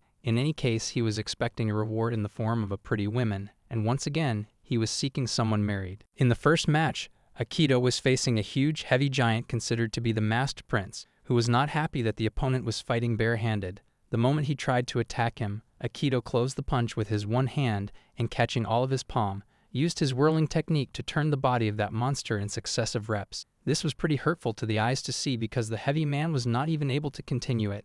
In the second match, he was facing the Iron Thons, who were aware of Kuju's fighting style and decided to stay away from his arm, believing that he would be fine as long as he took care of it. Out of nowhere, Akito casually broke his sword with a single kick into 2 halves, clarifying that his legs were customized too, and it was like he turned his whole body into armor, which was really a kind of cheating in a battle. He decided to pull out the move he was saving for the finals, which was the sacred sword, but Akito didn't pay any attention and, walking forward, slapped the guy to make him freeze, unconscious on the floor. Everyone found that the tech guy was pretty good and was not just using cheap tricks, but had some real skills. There were chats in the crowd who didn't believe that he had any further chance from there on, as he had to face Kak in the next match, who was always overshadowed by Xiaolong, but was a legit top martial artist. Now it was time for another match, which was the third of round 1, where everyone's hero, Xiaolong, was fighting in front of Single Blade, Azumi Takashi. The complete crowd had gone crazy, knowing the popularity of the guy, while the one man who was not liking any of it was his opponent standing in front. Akito realized that the opponent was emitting some tremendous aura, and as it was taking too much time, he asked the referee to start the match. It was a show for the national hero, who decided not to take it right away. However, Takashi had no intention of holding back, so he moved forward with his sword to deliver a strike to the neck of the hero. This was not at all expected, as the guy was really using a real sword in the battle, not aware of what the consequences could be. However, the hero denied any intervention from the referee, as it was a kind of fun for him. Takashi, holding his stance with his sword, while Xiaolong was impressed that the guy somehow managed to sneak it around without letting anyone know, was really not looking good. While gritting his teeth in absolute anger, he asked the man to remember what he had done after defiling and murdering his wife. He introduced himself as one of the citizens from the Musashi Nation and told his purpose of vengeance to him. Xiaolong was still making fun of him. He didn't remember anything and was even asking for a timeout due to his misbehavior, but Takashi had no intentions of doing so, so he went forward with that. Back at the time when he was looking at the dead face of his wife, he swore upon her love to get vengeance on whoever had done such a hideous thing to her. That is why he had trained under Lord Shinomon for this very moment, while the guy in front had really forgotten what human he was talking about when he played with her. Out of nowhere, he remembered her as the one who had left and had a butterfly somewhere, but Takashi interrupted his thought and noticed that he might get a chance to slice off his head from behind. However, that guy simply blocked the attack with his index finger, clarifying the difference between their strength. Xiaolong was still thinking about the girl he was talking about while everyone in the crowd, including Takashi, was stunned to see that he just stopped the attack with a single finger. Being more furious than he really was, Takashi immediately used the final slash without reading the condition, and there it was revealed about the cheat skill that was stolen from Aikido and given to the guy. It was the grace of strength, which converted 100% of their internal mana into physical power. The effect went beyond muscle strength. With enough mana, their skin hardened like steel, and they could see and scrawl miles away, while it could be efficient in neutralizing even the most poisonous poison, which could cause fatality. Aikido used this ability alongside his vast mana pool to lift giant boulders weighing tons with ease. Even though Xiaolong did not have such a kind of mana, he knew that if he controlled the output precisely, then he could pull off tricks like that. He managed to strike off the attack with his fingers continuously, and out of nowhere remembered the Eastern women with whom he played, who was resisting all the time, so he himself forced her full of drugs until she broke. The way he was talking about such a sensitive topic was unbearable for the victim's husband, and Takashi lost his composure and was about to attack with more anger, losing concentration in skill and techniques, which led to an open space. Xiaolong utilized it to punch him away with a single strike, making him collide with the wall at one end. The commentator was just shocked at the development and the strength that the hero contained while knowing that he might have won.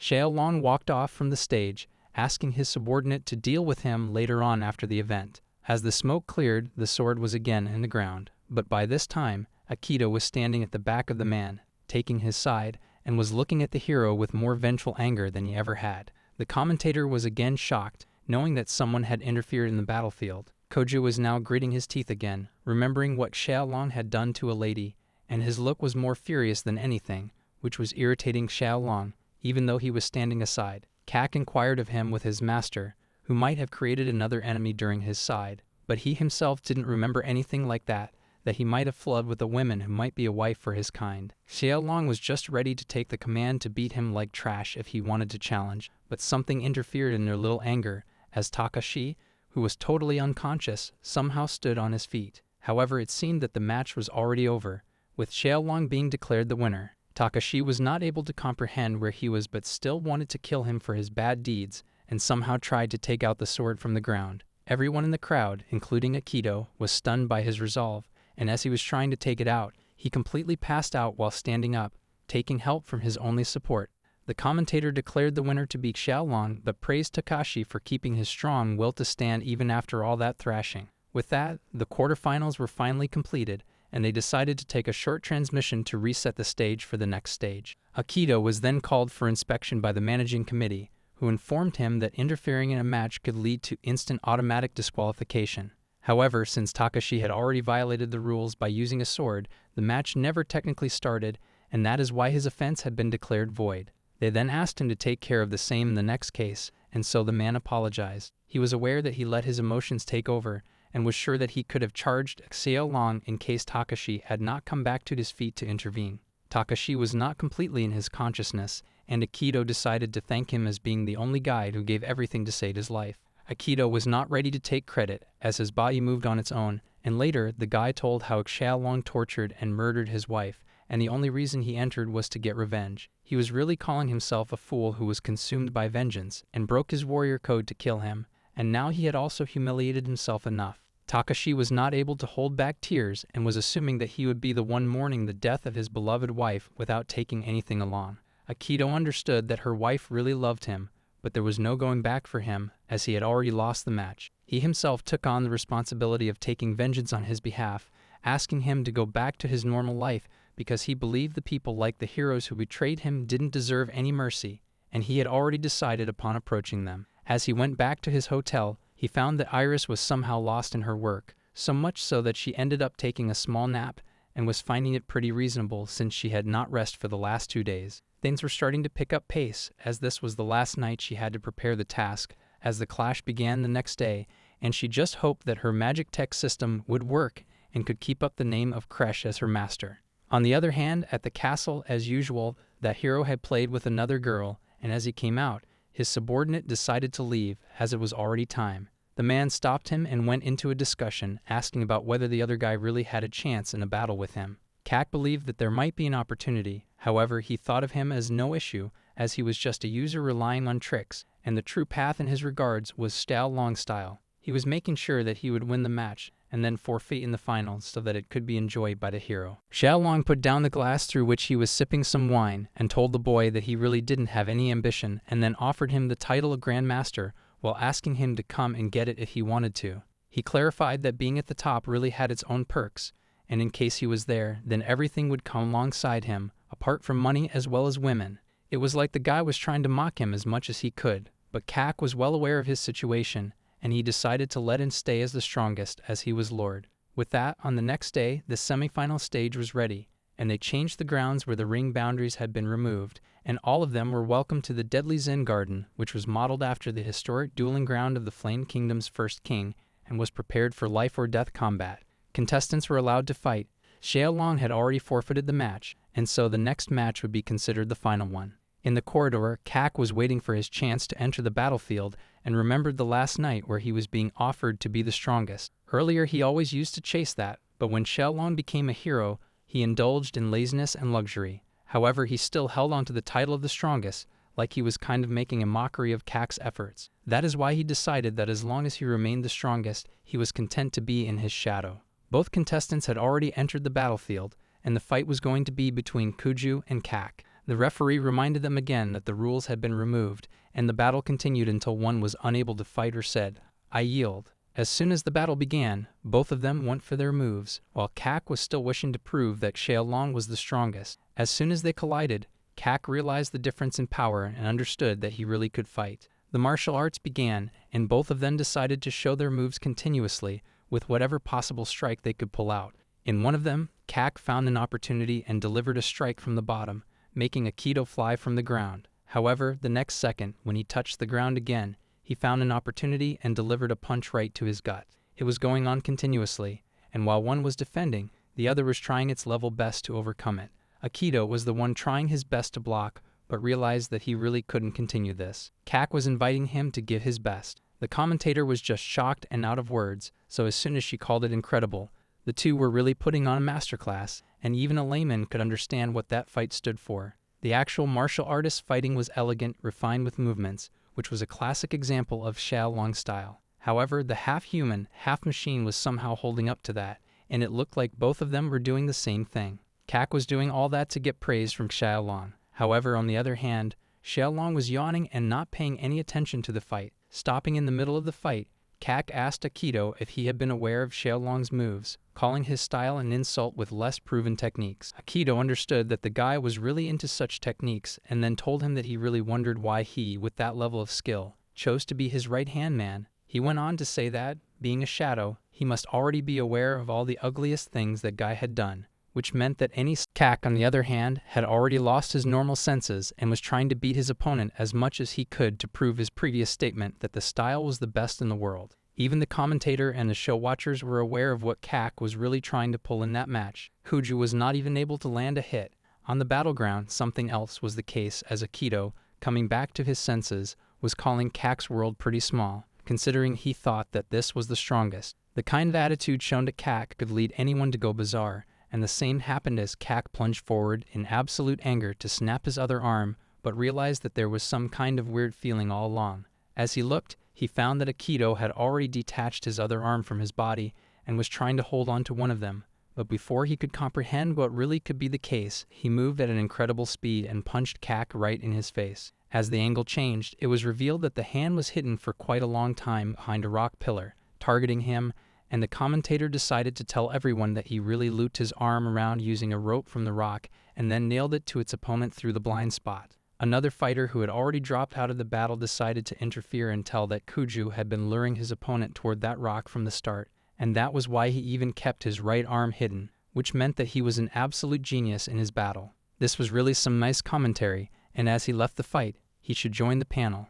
Kak was trying his best to get back on his feet, but Aikido asked him not to bother as he might have lost all of his senses. Kak was furious about using such a cheap shot, realizing that he didn't respect the battle, and even Aikido was aware that if this had been a dojo-style battle, then he surely would have lost, but the punch that he just delivered was enough to take even Xiaolong down for a second. It was sure that the guy had trained beyond anything, so Aikido suggested he go and see some of the world because if he continued following Xiaolong to the end, then he surely would not be the strongest. This opened the eyes as well as the brain for the bald man, who remembered how, in previous times, it was always about him, and every child admired his techniques. Back then, all of them considered the Grand Master to be a bit wild but very considerate toward the shadow. Being furious once again, Kak decided to get back on his feet to tell how Xiaolong's style was one of the strongest, and he, being the disciple, had to follow and show it as an example. The guy was really not ready to give up, but since Aikido had his own plans, he decided to deliver another punch right to his gut through his mechanical arm,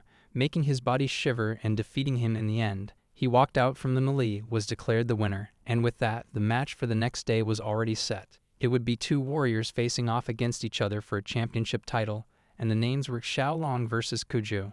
The commentator knew that no one could have predicted this outcome at the start of the event, that one person would fight for his 6th championship match, while the other would just be there with a mechanical arm to stand his ground. She called everyone to join the next day's grand final. Kak was seen entering the same corridor again. However, this time he was fumbling on his feet, remembering the words of his opponent, who clarified that if he wanted to be the strongest, then he would have to leave the shadow of Xiaolong. He was disappointed in trying to collect his thoughts when someone called his defeat a total failure, and it was Lord Xiaolong himself standing in front to teach his guy a lesson. Kak was already feeling pretty low, as he brought shame to his style and his name. Xiaolong acted like none of that mattered, and he was happy that Kak was able to make it out of it. He even was interested in fixing the injuries that the guy went through, so he asked him to show off the shoulder because he clarified that he had found a pressure point that boosted healing. Kak had never expected such an act from a guy like him through his entire life, and it turned out to be the same because, at that moment, Xiaolong punctured the pressure point through his fingers.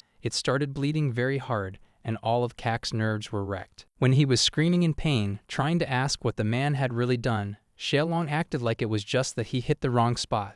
Clarifying upon it, when the subordinate's body was turning into a mess, he asked him to remember the last statement where he was boasting about proving it to be the strongest. However, he ended up dragging the name through the mud. Xiaolong believed that such a failed shadow was of no requirement for him, so he ended his life with a finger by puncturing one of the sensitive pressure points. In the second case, he was happy that he had finally found a worthy opponent in the form of Kuju, so he walked off from the place without worrying about his subordinate's body, who had served him long enough. On the next day, when everyone was heading toward the arena to see the final battle between the former hero, Xiaolong, and the mysterious warrior with prosthetic arms, it was evident that the news of such a caliber spread around the continent easily. Naturally, it reached all the people, including the other heroes, and by that time, at the hotel, Kuju was trying to act all cool, seeking clarification from Iris as if she had done the task just in time. Iris, carrying her abnormal behavior, called him to cut out the attitude and then drop the box containing the prosthetics, which she had done by pulling all-nighters straight and hence was ready to charge him a hefty amount for the task. She opened the box and called it a mess because she was already very tired, but then inquired what he would have done if the prosthetics were not there. He was not even thinking about going through such a thought, and was acting normal. Iris then started setting up his prosthetic by removing the previous one and told him in between, for one last time, that she really didn't care about revenge and honestly wished to stop him. However, since she had seen him the whole time, she understood what he really felt about and was not intending to stop. However, lately her dream had been like where they had opened a small workshop together. Nothing like a master, but just a quiet place in a town where no one was worried, and while she worked as a skilled magic tech engineer, he would be making money by hunting monsters, and this would work. To Aikido, it sounded like some kind of marriage arrangement, and even though she was aware, as she bothered to tell the complete story, she asked him not to repeat it. As she fitted his last prosthetic, he sought a promise from him that, in any case, he would come back and would not die on the battlefield. Aikido walked off, rubbing the lady's head, telling her that he had already promised someone that, in any case, he would never leave her alone, and then thanked her for the magic tech prosthetics, which were looking quite fabulous. At this time, the most awaited match of the event had its opponents standing in the middle of the battlefield, facing each other.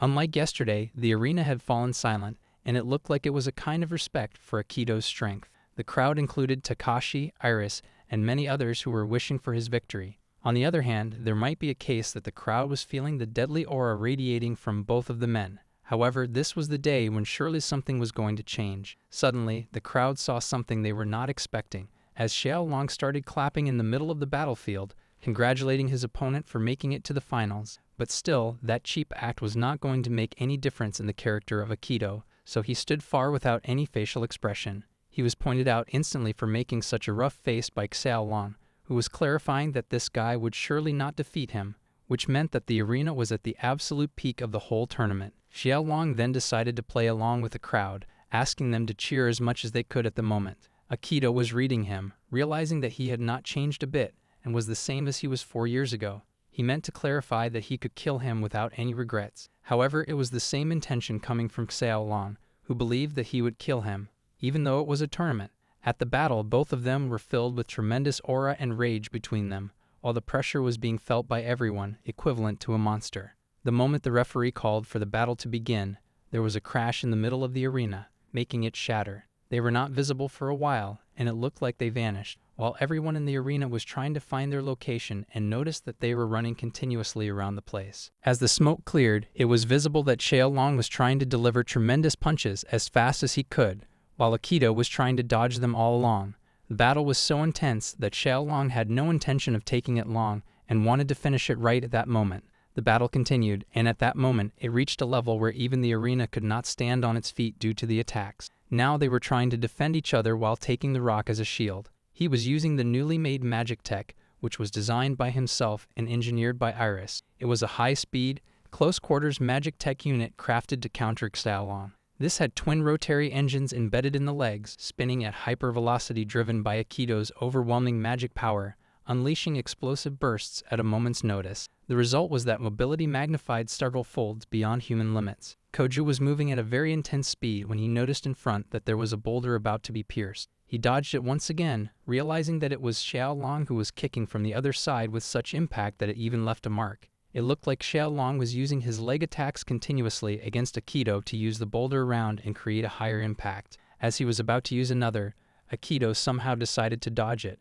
but it ended up with a single kick slicing off another pillar in the arena into two halves. Bizarre movements were noticed with several attacks being used at once, and it was a delightful sight to see. The commentator was at a loss for words, so she casually dropped the mic because she couldn't describe what was happening. She realized that it was truly incredible, as the battle was between a former hero and a living legend, and the impact was just the same. Xiao Long was using several martial arts techniques at once, trying to create a combo. Aikido knew that even though the guy had not landed a single blow, each and every attack was fatal and furious. When he saw the human standing in front, the machine felt that it was like a power drill. However, he was aware that he himself had the upper hand in speed. Knowing that Xiao Long was a close-range specialist, he could stay mobile and save himself from any other damage. Xiao Long was aware that there might be a case that the machine man had already read his techniques, but he had something else planned, as in his opinion, he had made a fatal mistake. Being a genius, he had always accounted for it. To show him what he had really planned, he took his legs to a 90-degree angle, and then subsequently attacked the ground of the floor, calling it the martial star earth-shaking step, which broke the stage into multiple bits and pieces. In short, he had stomped the ground hard enough to destabilize it, and it felt like it was a kind of opening for him because he was already preparing for one of his final fatal attacks, which looked like he was calling lightning speed in his legs. Even though the distance was quite far, Xiao Long used his Thunder Summon to close it within milliseconds and attacked Aikido, which even shattered the thoughts of Iris that there might be a chance that the machine was defeated. She remembered words from the last night where he told her about the guy being a close combat fighter because back then, when they were in the hero's party, he was always the first to battle, and nobody could have beaten him in one-on-one combat. In short, he was a real, natural-born fighter who earned the title of Battle Master at 17 and built a martial arts academy that spanned continents. On top of it, he had the cheat skill stolen from Aikido, which was called Hyper Ki Gones. This was just a gift of strength ability that could enhance and channel raw magic to the body without any limits. He was aware that he had to maintain distance in that head-to-head fight in any case, so he clarified that the prosthetic was made with that in mind, making it a high-mobility item along with durability, which leaked beyond any previous ones. They didn't even have the option of dodging him continuously to make him burn out because he had the ability to passively regenerate stamina, which made it almost impossible. Normally, there was no way to beat him at the moment, but Akito was aware that he could find a way out, and as he clarified, the reason was that the ability Xiaolong was using as a cheat code at the moment was something that belonged to him earlier. When the dust cleared after the lightning strike, the next scene was of the same depiction. Even though Akito had taken a hit, he had landed another to the heart of that man. Somehow, this had a much more bizarre impact than anything else. Akito mocked him by telling him about his technique, which was a passive ability that enhanced everything. In short, he needed absolute precision when manipulating his internal magic flow, moving his complete capacity to a particular place where he wanted to convert, and the ratio turned down from offense to defense. The more it was applied to offense, the more power he needed to pour into the attack, and the more vulnerable his defense became. Akito realized that in the heat of the moment, Xiaolong instantly redirected all of his defense into raw offense for the strike. While the man was dripping blood through his mouth, he was hearing from someone about him. He was not aware of the real identity, that the guy really poured his complete attacking strength by letting down his defense. The way Akito was talking about defeating him was at the exact instant of contact when a blind spot was created and a counterattack from a location outside of his field of view was enough. Akito knew that this was not enough to defeat him, and it would take one more hit, which is why he had taken into account the durability of his magic tech prosthetics, depending on the strategy. Xiaolong was looking pretty confused, wondering how the guy was aware of all of it because there was only one person who was aware of it to such an extent. It looked like it took him time, but he finally understood that Kuju was the real Akito. The scene switched to a previous time where the young Akito, 4 years ago, was seen lying on a boulder alongside his sword, yawning, while the other heroes were having a discussion. They told him to stay out of it, as it was a matter that concerned only the Big Five nations. Anyhow, Akito had no care about it, and it looked like someone else had the same feeling as Xiaolong walked out of it, all drunk. The real reason was that those guys had kept him saying that he had nothing to do at all, and at the moment, he was drinking again, not being concerned about how lightweight he was. Xiaolong, on the other hand, was acting all goofy, trying to tell that he was practicing combat conditioning while being drunk and used one of the attacks, calling it a drunk fist, which was truly laughable. It was the time when Akito requested him to teach how to use martial arts, and most of all, he was interested in knowing the attack that he used to convert all this power at a point and take down the enemy. During the training, Xiaolong even showed him how to do so by performing an illustration, and the target was none other than Akito himself, who was flown away with it. The way he was teaching was really a mockery, calling it just an action of boom and bam. In simplest terms, he said that he had to take a step forward, leap straight in front of the enemy, then deliver a strike using the momentum of the leap, and it was all about power and speed, but once the attack was in the air, they couldn't move out. In short, one person who was paying absolute attention to it could dodge and counter it easily, but the way he was explaining was pretty casual, as he should not reveal his techniques like they were nothing. Xiaolong believed that he was a genius who could do it only, and rather he was aware that the guy he was telling all of his secrets to was none other than their hero, who was always close by his side. Things had taken a bizarre turn, as now the hero and his friend had turned into enemies. While he was on the floor, the crowd was whispering that it was the first time they had seen their living legend on their knees since the last 10 years. This mockery was heard by Xiaolong.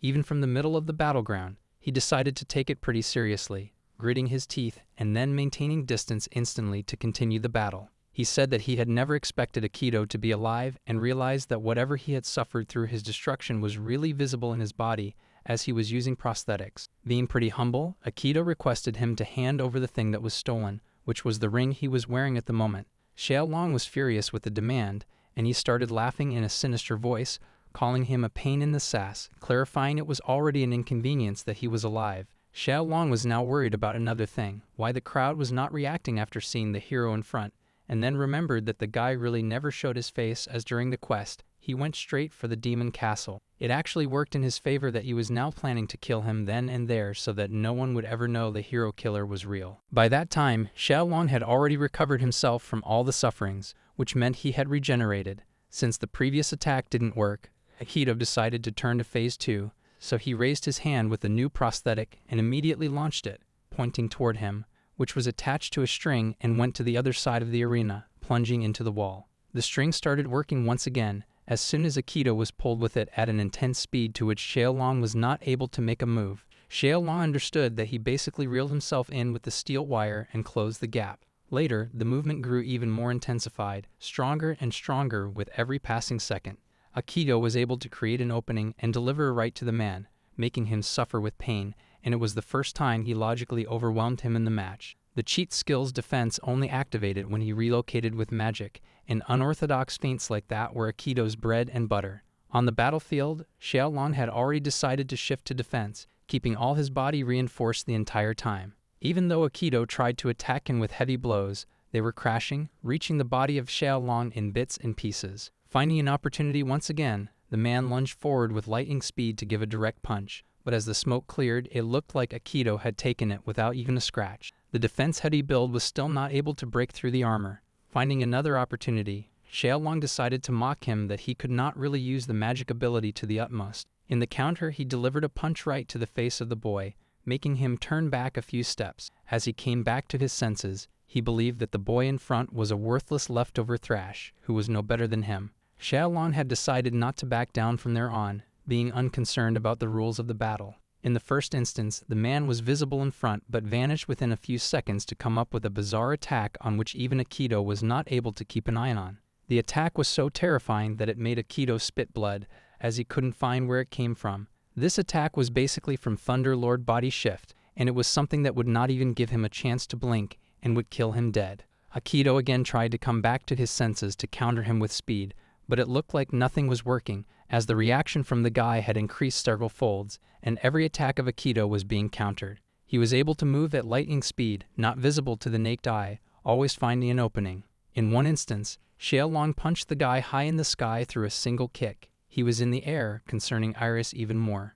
What Xiaolong really had done was ignore the precise magic distribution. He only needed two modes, 100% speed when moving and 100% power when striking. He decided to keep everything zero, and no one alive could match his acceleration by holding the ultimate move that he had created. The move was recognized as the Thunder Lord Body Shift, and with that he was moving at an intense speed, able to detect what was in the surroundings and react to it specifically with high intent. Later in the battle, he had even stopped relying on his sight altogether and was attacking by feeling the subtle magic shift through intent only. Akito never thought that the guy would pull such a move in the middle of a battle, like an experiment, and survive through it. While he was still in the middle, locked through his rope in that intense fight, the push made the steel rope break into two halves, and there, once again, Xiaolong had found an opportunity and was standing in the back for another attack. This attack was even more intense and harsh than the previous one, and Iris was aware that at this current rate, this was not at all good. Soon she was joined by others who were concerned that the guy would not be able to survive if it continued.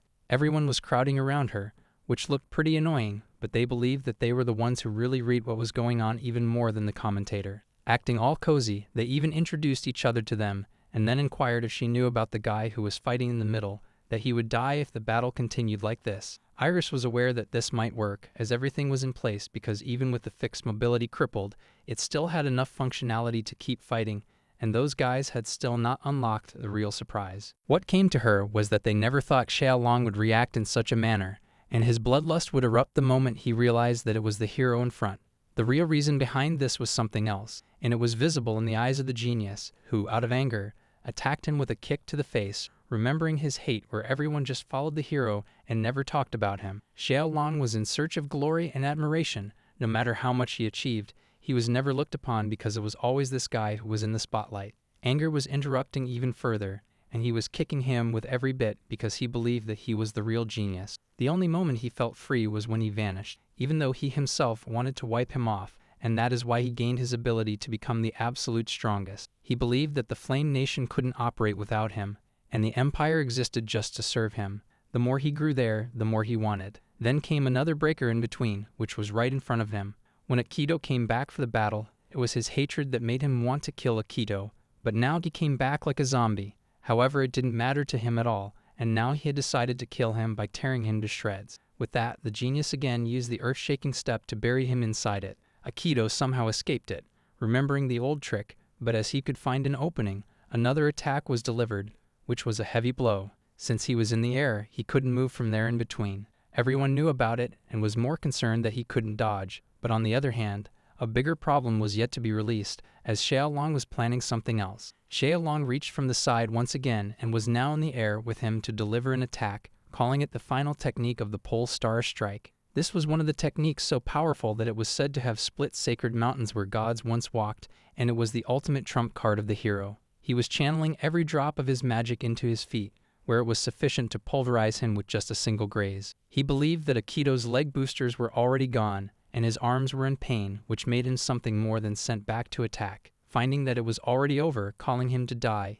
he released the blazing annihilation bomb right at the spot to take his life. However, just then, something bizarre happened, as the attack was stopped in between, and the dragon, which was about to be unleashed on Akido, was now eating his own monster, as Akido attacked him with another untouchable limb, which was not expected at all. It turned out to be his leg, by which everyone in the overlooking section was terrified, and there it was revealed that the guy couldn't only launch his arms, but it worked with his legs too.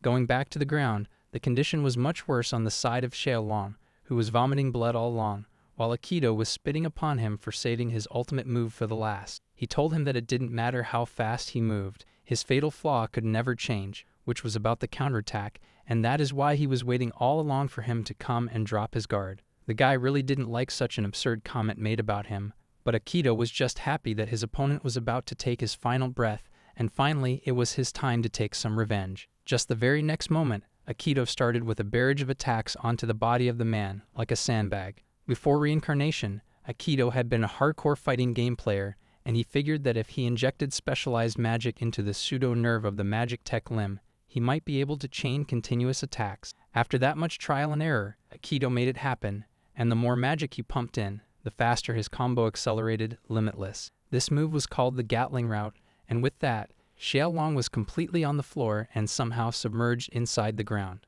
Akido was enjoying it to the fullest, and he was having the relief of the dream he had seen for the last 4 years, and this was the moment he was waiting for. He really turned into a pure monster at the moment, and was giving him treatment like a mere insect, while the guy was still cussing him on his actions, trying to defend his praise. Akido had no intention of showing any mercy, so he knocked him down under the jaw, telling him not to keep any strength to talk. As soon as he was about to go forward, Xiaolong started to bay in the middle of the fight. Akido had it planned already and continued attacking him with an intention to kill. The more he was punching, the more he was asking him to die. He was furious about him betraying him to steal the power, and in any case, he was not ready to leave any mercy to such a human. In the end, when he was falling and was about to be buried inside the ground, out of nowhere, the man came to his knees, and while giving him his ring on his own stance, acknowledged his strength and begged for mercy for his life. It was like a beggar giving everything he had so that he should not be removed from his home, and the way he was reacting, it was visible that he had admitted defeat. Akido picked up the ring, but before he could comprehend, there was a siren from the referee who stopped the match, calling it a foul and immediate disqualification for major rule violations. He said that he had been using unauthorized weapons beyond declared magic specifications and repeated attacks with clear intent to kill. That is why he had been disqualified, and Xiaolong was declared the winner. Everyone in the crowd was on edge, as they were not ready to believe such a nuisance, asking the referee to pay attention to when Xiaolong was the first trying to kill him, and it was totally crap. The crowd was asking to restart the match immediately, and there came the hero of the moment. The king asked everyone through a mic to stop. He said that the ruling was made after thorough investigation by their committee and its office, that Kuju used magic tech far beyond what was registered. He called it a disgrace to the sacred tournament, and they were taking it seriously. However, they admitted their inspection process had shortcomings, so Kuju would go through a hearing, and a rematch would be scheduled later. Somehow, it calmed down the crowd for a while, and as everything was clear, the match was over. Guards surrounded Kuju, holding him from any other attack on the guy. The commentator was totally bizarre, as she was not able to put into words how things went because no one in hell could have imagined such an end to such a sacred tournament. However, finally with it, the thing concluded, and the tournament was over. Back at the hotel, Iris was totally exhausted, as she finally had the opportunity to lay back on the bed, being relieved that after pulling 3 all-nighters, she could relax. Akido thanked her for her job while showing her the ring, saying that this was the reward he received. He called it the first step, as there was still a huge journey left, but making it this far was really great progress. Akido was in the mood to say some other words as an appreciation to himself and the lady, but it looked like she was in no condition to hear it, as before he could complete, she fell arrest on the bed, and he gently covered her up with a blanket. At another corner of the city, at an abandoned place, there was the king walking alongside a soldier who was continuously hearing some crashes, as there was someone creating a mess. The king wanted to make sure that this incident would not leak outside, and to take the head of Kuju for whatever he needed to do. Inside the house, Xiaolong was completely furious, screaming about his act, calling Aikido a filthy bastard who humiliated him and was throwing and breaking things continuously. He still wanted to have that ultra key cheat skill. He could have healed those wounds within a second.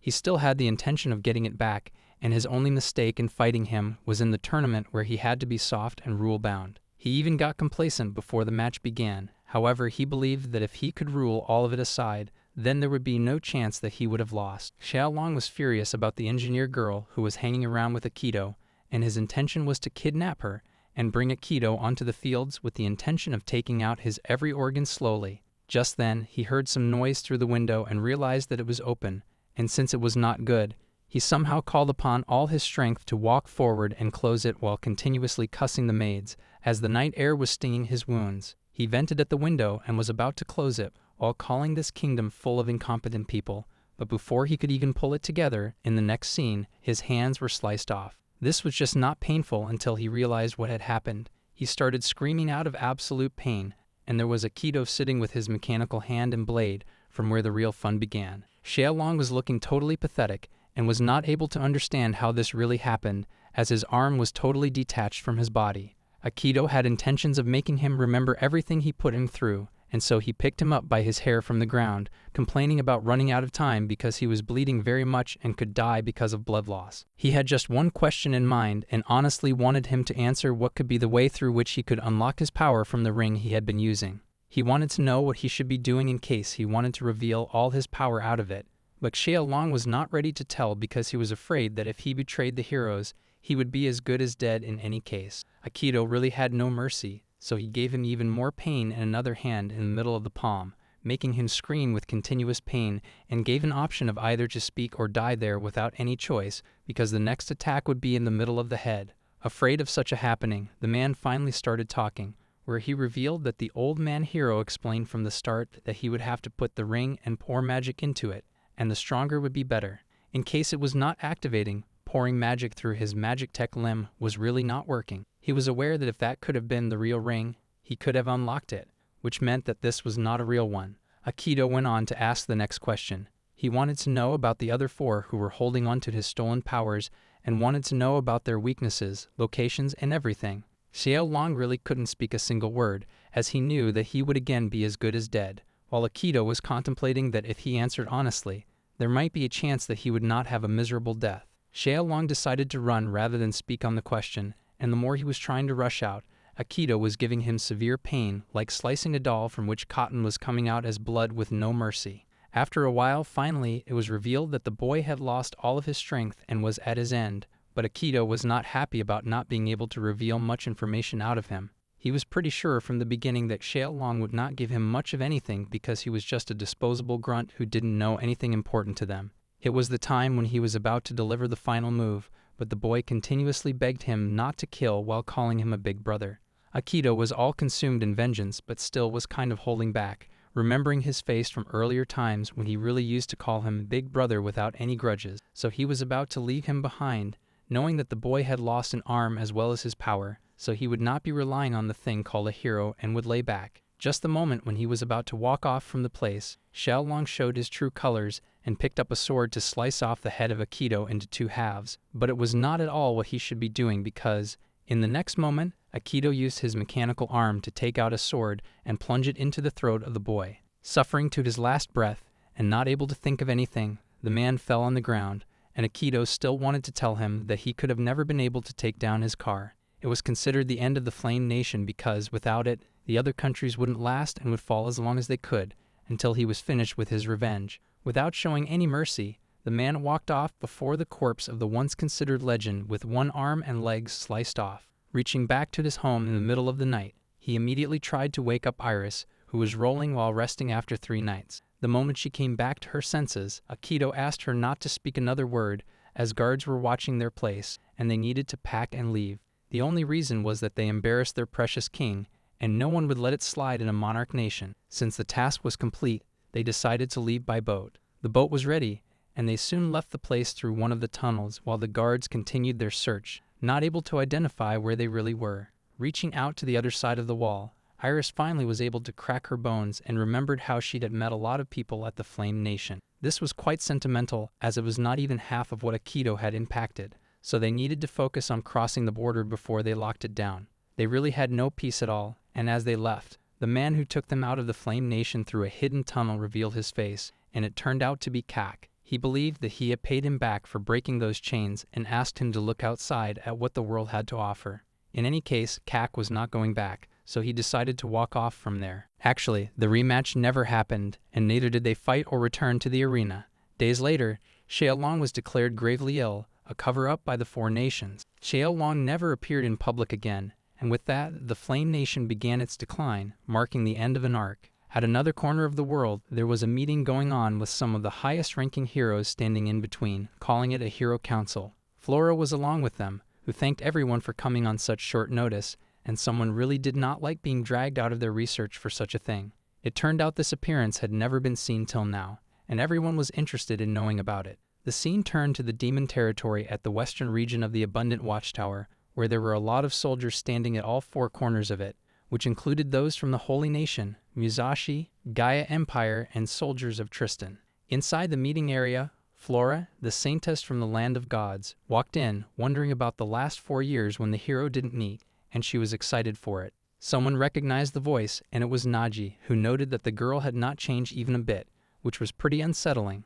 Naji was looking as lovely as ever to Flora, while their conversation was interrupted by another hero, Garun, who was now fed up with their chit-chat. Everyone was just waiting for Lord Doug, and there might be a case that he would be drinking and running as usual. Everyone decided to take their seats and found an unusual presence sitting in the middle of it. Everyone else was not able to recognize him and was wondering who it could be. However, he ordered them to sit around without saying another word and wasting more time. Naji didn't like someone coming and interfering, so she took out her sword and was about to slice off the head when someone stopped her from behind. Flora told her that the guy was none other than the old man himself who had changed his appearance due to the experiment. This was pretty shocking for Naji, and even Doe called it pretty unsettling that someone was being judged by their appearance and was ready to demonstrate his power too. It looked like he was not just younger, but his personality had changed too, and it was because of the cheat ability and years of research that he had perfected the ultimate magic of reversing the very logic of aging.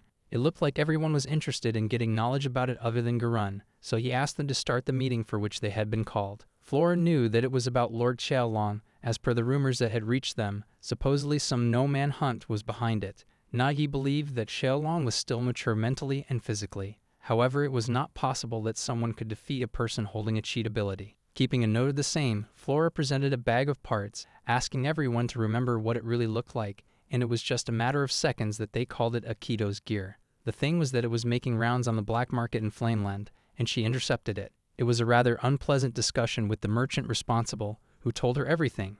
It turned out that it was sold to an antique dealer near the Flame Tristan border 4 years ago, and the seller's identity was still unknown, but it went for a fortune. This meant that the seller knew exactly what they were selling, and now, 4 years later, Xiaolong fell in the Flame Nation. In other words, the clear definition was that Akito, whom they thought they killed 4 years ago, was still alive. Flora was counting on such a happening, but it could be a mystery that he stayed hidden for that long. Harun added that the one who defeated Xiaolong used magic tech prosthetics, and when his man returned from the Flame Nation with the report, they saw someone with magic tech nearly beat him in the tournament, apparently considered a powerful fighter. However, it took years to master magic tech limbs, and if Akio had been training in secret all that time, then there was such a single disclosure to it. Doug thought it was pretty ridiculous that the powerless, broken failure who was nothing could reach such an extent, and believed that if they simply mobilized their forces, they would hunt him down as a heart.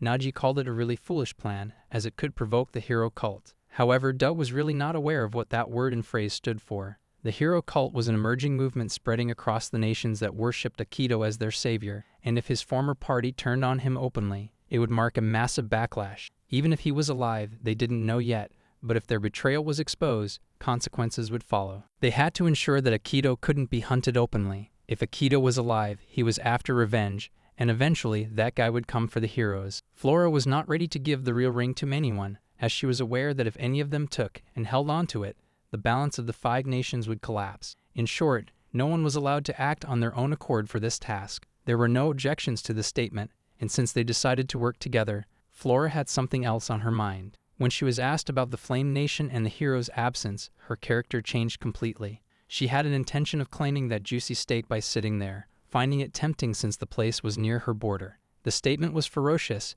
and it caused concern for the soldier standing outside, so she immediately changed her statement to dividing it equitably. The jokes were pretty bizarre, and they came to an agreement that no one would stay behind, asking everyone to be cautious if they were traveling to the Flame Nation. Garun was somehow able to read Flora's face, who believed everything was going perfectly according to the plan. The Holy Nation had its reach in every territory, so they were focused on collecting intel first and finding a way to confirm Akito's presence. She really wanted to show her powers through which she had grown over the ages. By this time, Akito and his friend were already at the border of another nation, Marisha. Akito knew they had somehow made it, but it wasn't easy, as they nearly died 10 times there. It was his plan to cross the place through the demon territory. He knew they had no other choice after the Flame Nation incident, as it was a mess. He was probably on wanted posters, and the only shortcut was to pass the checkpoint through the demon territory. It was his own fault, but he wasn't paying any attention to it, as he was wondering how he could get inside the place. Dut was his next target, the one who sealed his power into the Dan ring, and he needed to find him and get answers. However, while they were in the middle of their thoughts, they heard something coming from behind, someone screaming for help. As they rushed forward, it looked like a carriage where someone had been kidnapped, which was not a good thing. Before he could comprehend what really happened, and what might be the reason, he found something under a huge heap of sand. Later, it turned out to be a monster inside it. The monster was about to attack, and Iris was totally frozen to her feet, but it wasn't really targeting them. However, its eyes settled on the carriage where someone was screaming for help. Iris requested him to do his best to save the life. Akito didn't deny the lady's statement and was ready to do so. The monster made a move and somehow lunged upon the carriage to find an opening and attack it. But Akito was also ready, knowing it might come at a cost. He had made up his mind, so he plunged forward using his magical prosthetics while the girl was still calling upon the brave hero. He came out of nowhere and kicked the monster, turning it away and making it vanish the very next second. As soon as everything was okay and things calmed down a bit, the 2 carriage men, Howard and Marcus, went on their knees to thank the guy, as they believed they were as good as dead, and he had really saved their lives. Iris was giving them a lesson to take the desert more seriously, acting like she was the one who had done all the things. Actually, it was pretty ridiculous of them to travel as merchants with only 3 people through demon territory, and those guys had already informed their master of it, calling it ridiculous. However, Iris didn't pay any attention to it because she was born from the holy sites and would not take no for an answer for sure. Those guys went on to tell that the monster was kind of a big deal and probably was planning some grand gesture, but it looked like they were just lunatics trespassing through demon territory half-naked. Either way, they decided not to get involved, as he had already had enough trouble for the day. Before Akito could walk away, a presence came up behind him and started calling him hero multiple times like a weirdo. Even Akito, who was one of the dead, was totally ignited by such an awkward presence. Howard tried to tell him that it was their master. The girl clarified that he had so much resemblance to Akito, but still called him a blessing from that side, and introduced herself again in the name of the hero, thanking him for the help. She was Sarah, priestess of the hero faith, and her reaction was pretty awkward. It got even more confusing and irritating when she went on her knees, littering into the night sky, calling it a pure blessing that Akito was watching over him. She even called her others to support and pray to the hero. Iris was talking to the boy by calling his name, so he declined, as it was a world where he was dead, and now he was wanted. In any case, if he was recognized, it would be a disaster. Those guys had already laid out a carpet and were praying to the brave hero, and since Akito had no interest in taking credit for saving them, he immediately decided to rush out from there. However, this couldn't be done, as Sarah immediately caught him from behind to show gratitude properly and invited them to join the prayer. She was not ready to let up the conversation, believing the guy was sent from the hero himself and that everything happened for a reason. She had survived that long because she prayed every day, and this encounter was meant to be. Her eyes were totally gloomy, and she was engulfed in love for the hero, asking him to join the prayer. The awkward thing was that she was awfully strong, holding onto his hand and not letting him move. After a while, everything calmed down a bit, and they came to know that they were traveling with their master on a holy pilgrimage across the 5 nations, which was considered a death wish. However, they believed their master had grown to such a high level at a young age, all because of unwavering faith. Those guys were not that devoted but still believed in some kind of divine protection or something, as it might be the reason Akito appeared right when they needed saving. Akito was aware that they hadn't recognized him as a hero, which meant his identity hadn't reached Marisha yet, and it was a good call because avoiding attention while cutting through demon territory was beneficial. He believed he could convince those guys to help with the paperwork to get inside, but just then, Iris informed him that Sarah agreed to help them get in. He was interested in knowing what she really said to get the alignment because he was sure the girl might not have been serious, knowing they were wanted criminals at the moment. Iris didn't tell them anything important, and since they were in the same bind, helping each other was a natural thing, so it was just another help that Sarah was giving in return. Sarah was aware that they clearly had their own reasons, but she didn't mind saving them from trouble, which is why she was returning a favor, as her hero would have done if someone had helped him. He took the recommendation letter and left for the Flame Nation territory, giving him a letter to deliver to the hero's faith branch in Marisha. To the other two, those guys felt really shady and believed it was not a good idea to let them inside. But back then, Sarah remembered something from a previous time when her hero was trying to save a stray human who was totally broken into pieces. While the others were telling him it wasn't their job, as they needed to hunt the demon lord, they informed him that if he saved one, 10 more would appear. So was the understanding of Flora, but he was selfish at the moment and didn't find anything wrong in helping someone who begged for help. He was not a saint but a hero, and this was the same lady from the previous time who was saved by Akito, and now kept faith in others, trying to help those who always needed it. Those guys entered the magic nation of Marisha, into its capital city, where magic existed in this world. However, only a few could wield it. Mastery required deep knowledge and discipline, but the nation invested more in magical education than any other. Finally, they reached the hero's faith Marisha branch, where they were handed over 1,000 gold coins as per the letter. Iris' eyes were gleaming as she finally had the income she was looking for and decided to take a proper bath before anything else. As they were walking through the market, they found stalls that were overwhelming, and as expected from a nation, there was all kinds of magic blooming around every corner. Seeing that, Iris was completely submerged in the sights, but Akito reminded her of their real purpose for visiting, which was not sightseeing. Iris had no intention of paying attention, so she went to a shop and inquired about magic tools, choosing different items, including a lamp that gave light when activated and a cooling sheet that kept things cool. It was a sweet shop where everything was valued at the right price, and mostly tourists bought junk or low-tier tools from there. She was keeping a check on each item, which was kind of frustrating for Akito. The shopkeeper revealed that he was just a trader, and the items were built by craftsmen. Even their names were not on the items being sold, and the trader believed that was how it worked in the nation.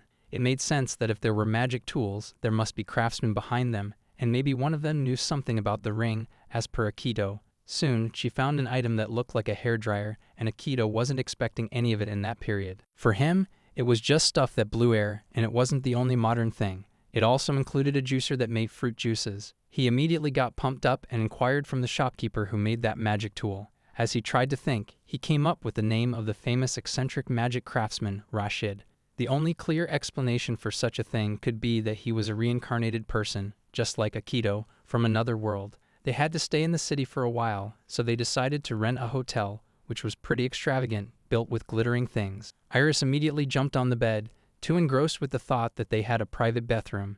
It was kind of the priestess who arranged such a luxurious place for them, but Akito still believed they needed to find a way to pursue his vengeance and not play around. Iris had something else planned, as she had already taken off her clothes and decided to take a bath. She went to the bathtub to get relief and came out with just a towel over her body. Looking on the bed, she found Akito continuously gazing at the items she bought, which included stuff from the modern world. He was aware that these items had nothing to do with the target he was exploring at the moment, but it bothered him because, even though he suspected another reincarnate had created these items, there might be a different case as things might have been brought back. He looked at the items and found a hairdryer, a blender, and a toaster, but one was totally different, looking like a game console which really couldn't be built there. Other items included a small, tiny fan with sharp blades, which the shopkeeper described as a shaving machine. However, a more practical thing was a power cord, but what could be its use, as there was no electricity in the place? That's why things were fundamentally wrong.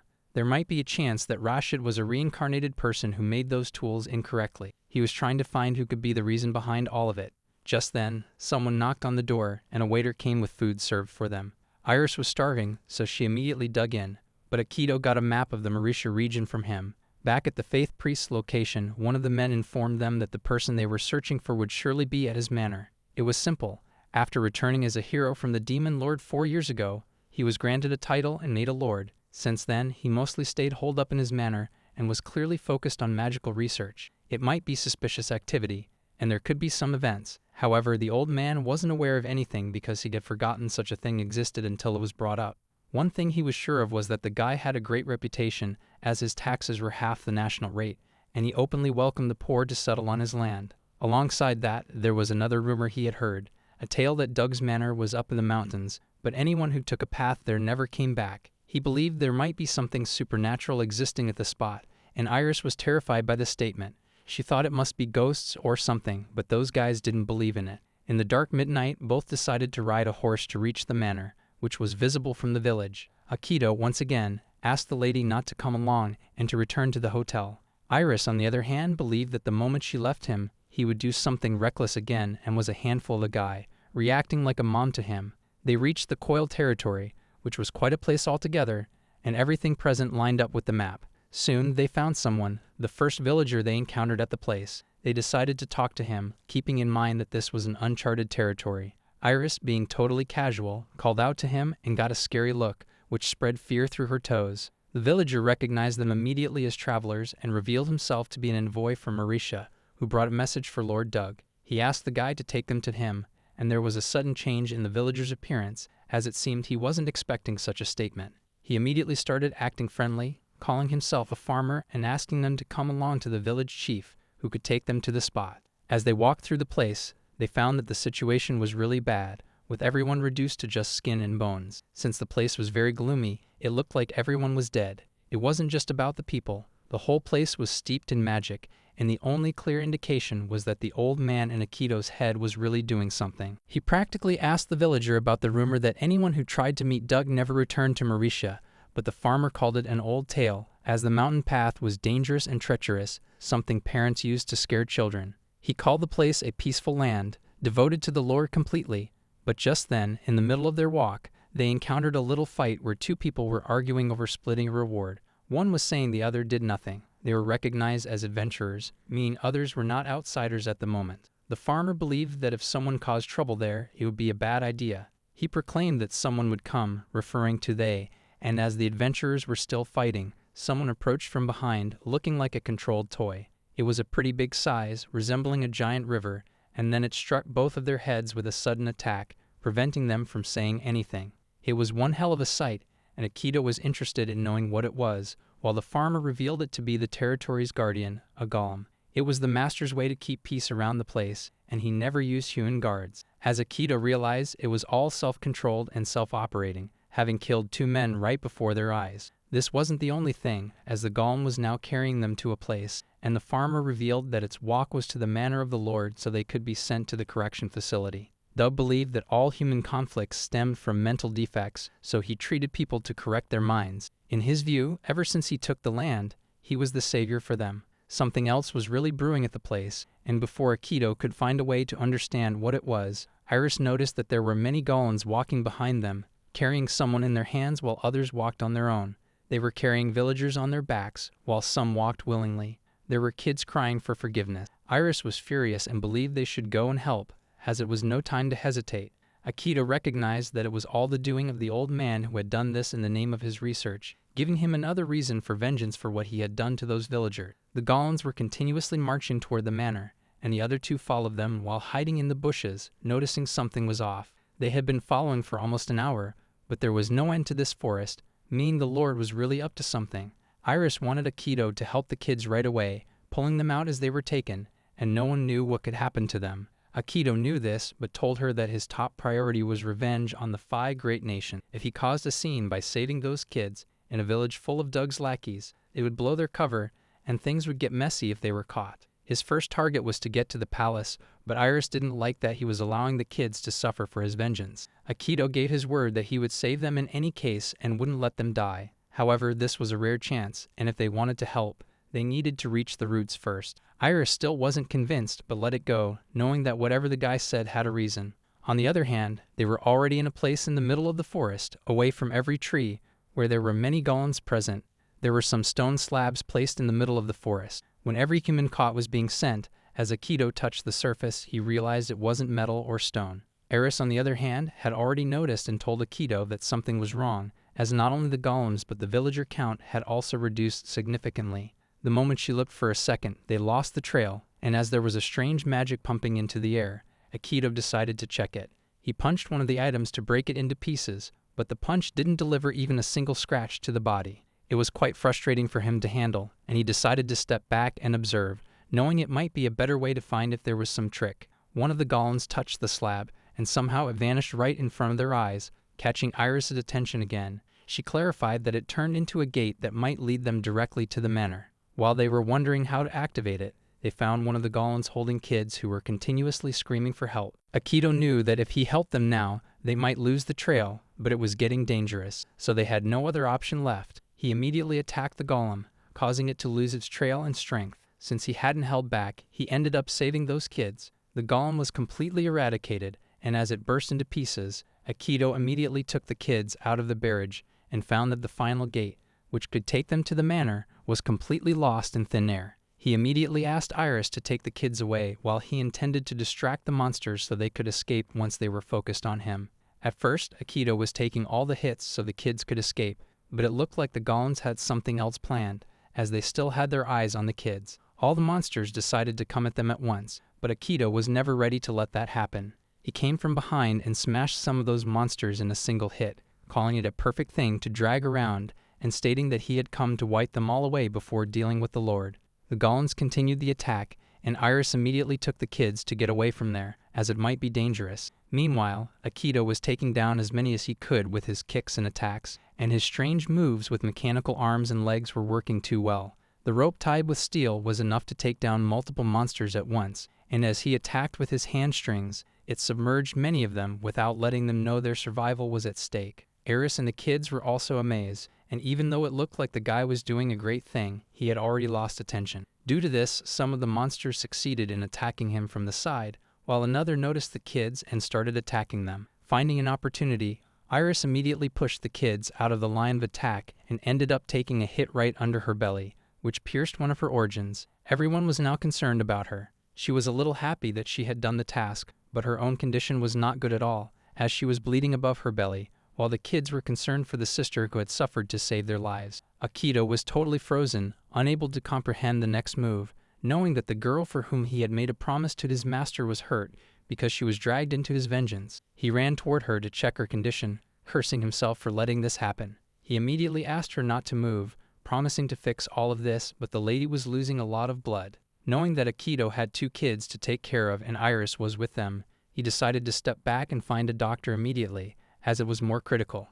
Iris was continuously apologizing to him for making a mess, and in her heart she knew she couldn't make it due to the blood loss. She was saying some really harsh things like knowing her body well and apologizing for not being much help, while asking him to take care of the magic prosthetics and not push himself further. As the lady was about to close her eyes, Akito screamed, wondering how this happened. He believed it was all his fault, as he shouldn't have forced her to stay. Since he was reckless, he stopped protecting her, and this was all on him. He didn't want the lady to die, and his screams were heard from every corner of the forest through his suffering.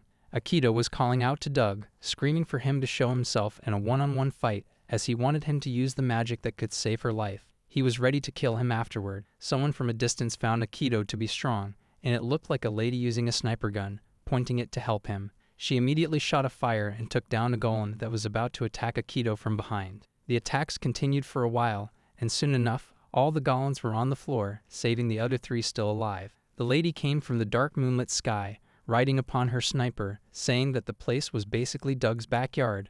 While he was screaming, he might be inviting other golems from around for a fight. Akito immediately went on guard to know her identity, but she asked him to relax, as she was not an enemy and recognized him as a strong person. Akito remained on guard, and she had to repeat her statement. However, it didn't make a difference, as he didn't have time. The lady recognized that the girl's internal organs were wrecked, and if she didn't get treatment, she would never wake up.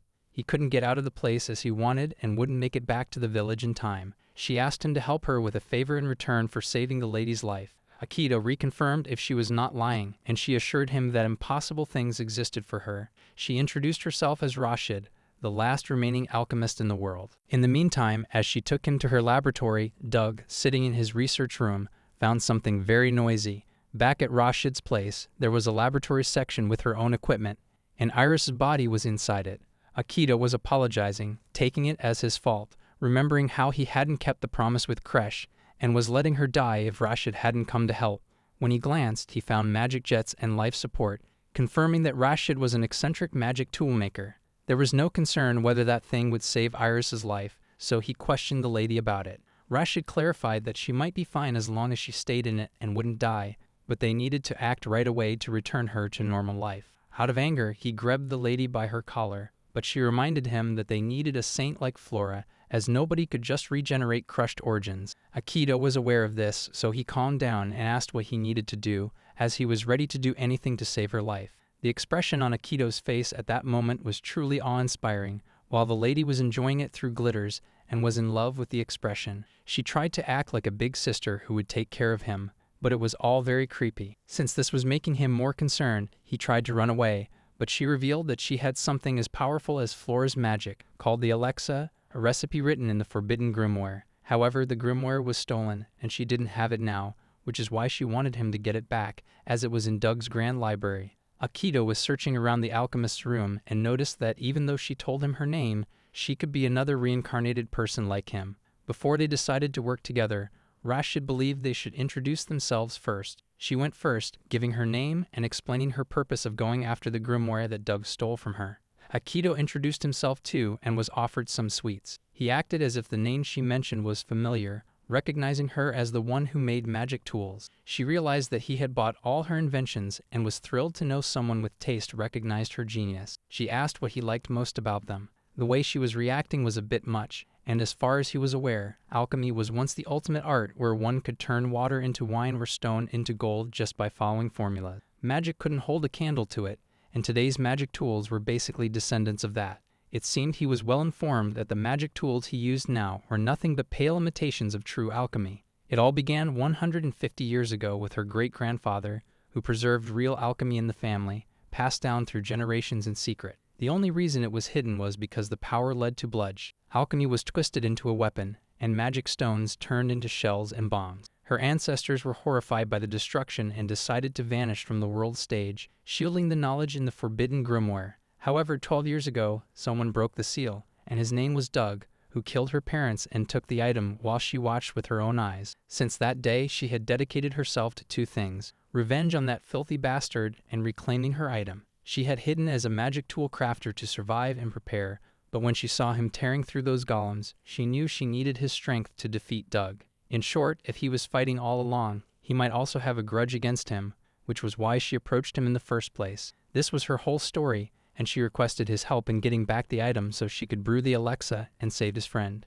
It was a great explanation for him, which hit right to the core. As per the saying, her ancestors were probably reincarnations, maybe engineers or military scientists who brought modern science to this world and became founders of alchemy. That explained why her tools felt so unique, as she inherited that knowledge but not the intent. The reincarnated fused science with magic, creating a whole new, overpowered tech system. Since this was the case, he immediately stood up, grabbed the lady by her neck, and pushed her against the wall, asking once again if the story she told was true, as there might be a chance she was lying. He said he was ready to help her in any case, but in return she had to save his friend without exception. The lady agreed with the deal, even giving him the right to kill her if he suspected otherwise, but it seemed things weren't as easy as they looked, as he was still crying over the thought of losing his friend's life. Both decided to leave the place to get to the manor, and while they were at it, they discussed the plan to get inside. The lady told him that whatever he was saying was just a decoy, and if he used the regular gate, he would be dumped into a trap. That's why she asked him to use her linked gate. If they used the linked one, they would surely reach the real destination, acting like a hijacked signal by trespassing to get to the place. Everything was pitch black inside, and after a bit of patience, they finally reached the lair underground, the place of the great magician. Looking at the setup, it seemed like a complex underground, but no humans lived there, and it was called Nader Jana. All that moved in the place were golems, meaning they were already noticed, and there might be a case that the golems would come to eliminate them immediately. Rashid's weapons were totally useless, in case she wanted to get lost. That was why she asked him to come along and shine by keeping those monsters distracted while she sneaked around to achieve her target. Not only that, she handed him a magic stone bomb, which was basically a grenade, an item that Rashid had overcharged with stone magic, making it volatile. She asked him to pull and toss it, simple. However, Akito was already familiar with bombs. She gave him a dozen of those items, and it was time for them to really shine, so they both chose their own way, while Akito was still intent on doing all this to save her friend from misery. As per the rough map of the place, they would have to face all the armies as well as the industrial zone. To reach the Grand Library and deal with the root of the problem, Rashid asked the boy to target the production facility. If they wiped it out, they would cripple their forces, since it was the only supply system that kept the Golems going. They wanted to destroy it completely. In the meantime, she was thinking of infiltrating the Grand Archive, while his job was to stir enough chaos to keep them busy so that no one could notice her.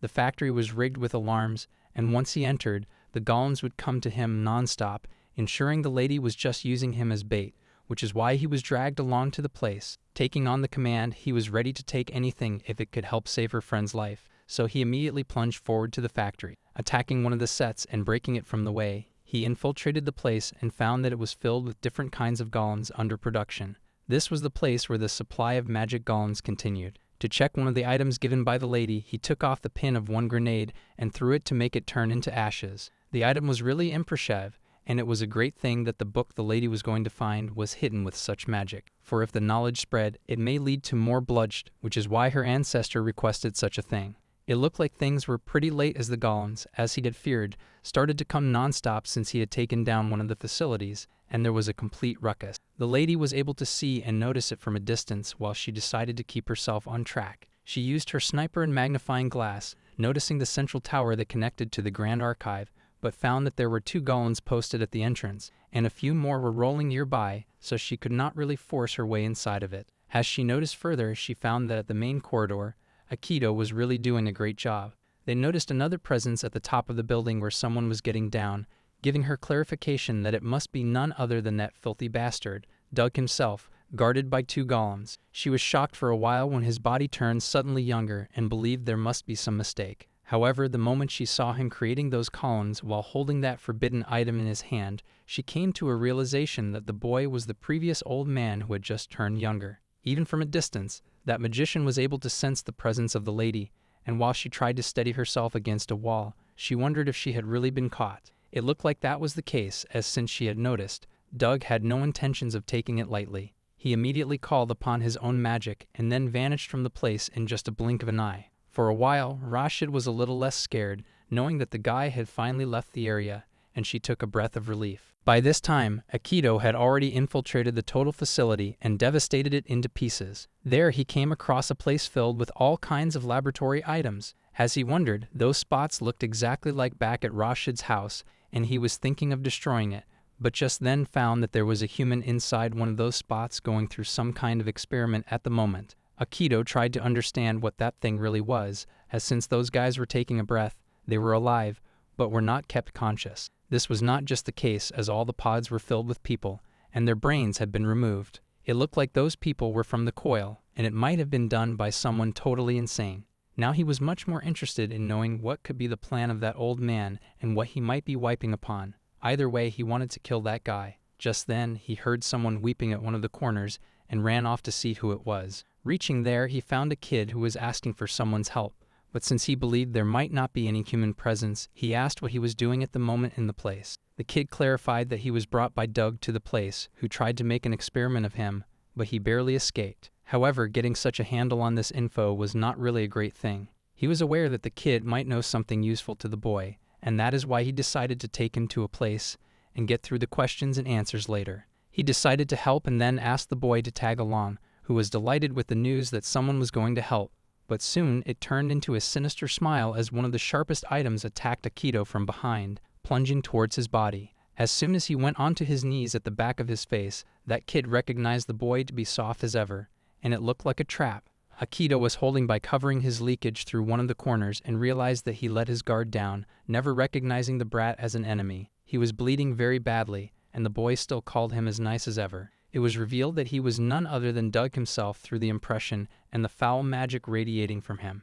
It was pretty strange for Doug himself that someone had recognized him, but it was something he had already expected from a former hero, and then asked him to follow to the place. He told him that in case he wanted to kill him, he would have to follow first, and there he created an open gate that took him to a place that was completely blank. Aikido even drank a potion in order to heal the wound, which was deeper than earlier, and it looked like the thing was from the magician himself, who was inquiring about his health. It was some bold words coming out from the mouth of the one who just stabbed him, and Aikido was aware that since he was not working that well, he needed to take his stance and not fight at the moment, as it would be disadvantageous. He immediately inquired about the bodies without brains, and was revealed that they were the villagers whose brains he extracted and transplanted into natural circuits of the golem with a direct magic feed by which they operated flawlessly. This was not really an act of a human, but the magician revealed that he had got it all wrong. Earlier, they used to pay taxes without question, obey him without any thought, and it was there when they volunteered themselves and their families for the so-called correctional facility. It was just his act that he started treating them like livestock when they were ready to do so, and that is why they stopped being human before he did. The magician was on a different level. He even created a seat for himself like a throne and sat upon it. But Aikido was not able to believe it if the guy was not attacking. Actually, Doug clarified that his intention was never to fight but to make a negotiation, and this word was pretty harsh for him to hear. In truth, the magician believed that he owed him sometimes, as his cheat ability helped him complete many of his experiments. However, he was still in the process of making something, and that is why he needed the help of the former hero to complete it, and he gradually offered his hand to let him join his party. This was completely babbling, and Aikido was not liking any of it. But for Doug, it was not a bad deal because he believed that together they could eliminate the remaining heroes easily. That cunning human had no respect for anyone, including his own teammates, and was ready to betray them. But in his words, this was not betrayal but an end to a mutually beneficial agreement. He believed that benefit is logic, and logic leads to truth, so they needed to crush emotion aside, and that is why one could reach the unwavering. The bleeding finally stopped after a while, and there it was revealed that those guys were already aware about Aikido being alive due to Flora, who called them for a meeting. Anything of such information was of no use for the magician because everyone was after the ring at the moment, and as there was an awkward silence for a while, Aikido understood that the magician was holding onto the item, and he wanted to take it over, calling it a price of his partnership. He immediately plunged forward for an attack to take the life of his enemy. He was not ready to hear any kind of logic trap, as it was truly nonsense for him to talk like that. But the moment he tried to attack him, a sudden wall stopped his attack in the middle of it, but he somehow busted that thing right. The magician understood that the negotiations were really off the table, and so he called the golems to fight him, integrating his chair, believing that he would take everything from him apart from the brain and would extract all information from there. At the Grand Archive, the alchemist had already reached the port and was sneaking around to find where the grimoire was. She was happy that she had made it this far. However, it was going to be a tremendous task to find the one book out of all. However, it looked like she came with preparation, and after taking out a compass, she left it in the middle of the Grand Archive and started searching for it. This magic compass was made by her to react to the magical signature so that she couldn't be lost, and by the time she had infiltrated, there was already a beeping sound going all around the place. She decided to make it quick, and as the compass was not pointing to an obvious location, she knew that it would take her days to explore and find the only book she was searching for in such a great archive. As the compass stopped at one of the doors, she went there and was about to open it, but immediately noticed that there was a seal in front, which was like a magic circle trap. However, she believed that she hit the jackpot at the moment. Reading the diagram, she believed that some of the symbols in the circle were scrambled on purpose. Naturally, this required a high level of magic theory. In case someone entered the wrong symbol, the circle would misfire. However, this was of no concern for her, as magic circles were an alchemist's bread and butter, and she was supreme at it. On the other hand, at the facility, Aikido was still fighting with those golems, while Doug was remembering how Aikido's magic ability induced magic into weapons and armor of whatever he liked. Earlier in his days, he compressed vast energy into a sword and unleashed massive magic. However, when he had studied that ability, he discovered something far greater. The true nature of his ability was control of magic itself, and it didn't depend on what magic they were controlling because it would work on the magic of a man or monster too. He believed that he could reshape such a formation and command while Aikido was trying to battle around. He had a lot more than 2 hands to handle at the moment. Doug, on the other hand, was asking the boy to face the elite army, each crafted with monster brains and battle-headed custom belts. Those monsters were really using all kinds of advanced magic, including lightning beams to attack Aikido. At the moment, he was the first test subject to find if the magician's invention, after breaking Aikido's code, was really a success. While he was trying to run away, there came an attack from the front in the form of a shield, and within seconds, some of the golems countered it to slice him off into 2. Aikido noticed that their sheer physical strength was totally off the charts by the moment they were fighting. Doug was in great excitement, knowing that the blessing of magic was at the top, and he considered himself to be an unstoppable human, while the same was being witnessed as Aikido was once again on the floor with no strength left. He called it the ultimate result of mastering cheat abilities and their coming to win the final statement. Now that guy had plans of taking Aikido to his lab and cracking open his brain, while he would use his magic to command him later on for mercy. In the next scene, when Aikido opened his eyes, he was already inside the magician's golem, being carried at the back of Doug after being knocked out. The golem noticed the movement and crunched him even harder, giving him a little more pain, and since his body was not in the right condition while his magic output was a total mess, there might be a case that the guy had used some kind of paralytic poison. Reaching the inspection room, there was a bed in the middle and a lot of corpses with a slicer and brains were placed in that laboratory, which was truly a mess. It was a pretty hard thing that Aikido ended up in a lab where all the villagers were sliced off, and he believed that it would be a good thing in case he died rather than becoming a puppet. However, this could not be the case as he had responsibilities, including revenge and saving the life of the lady.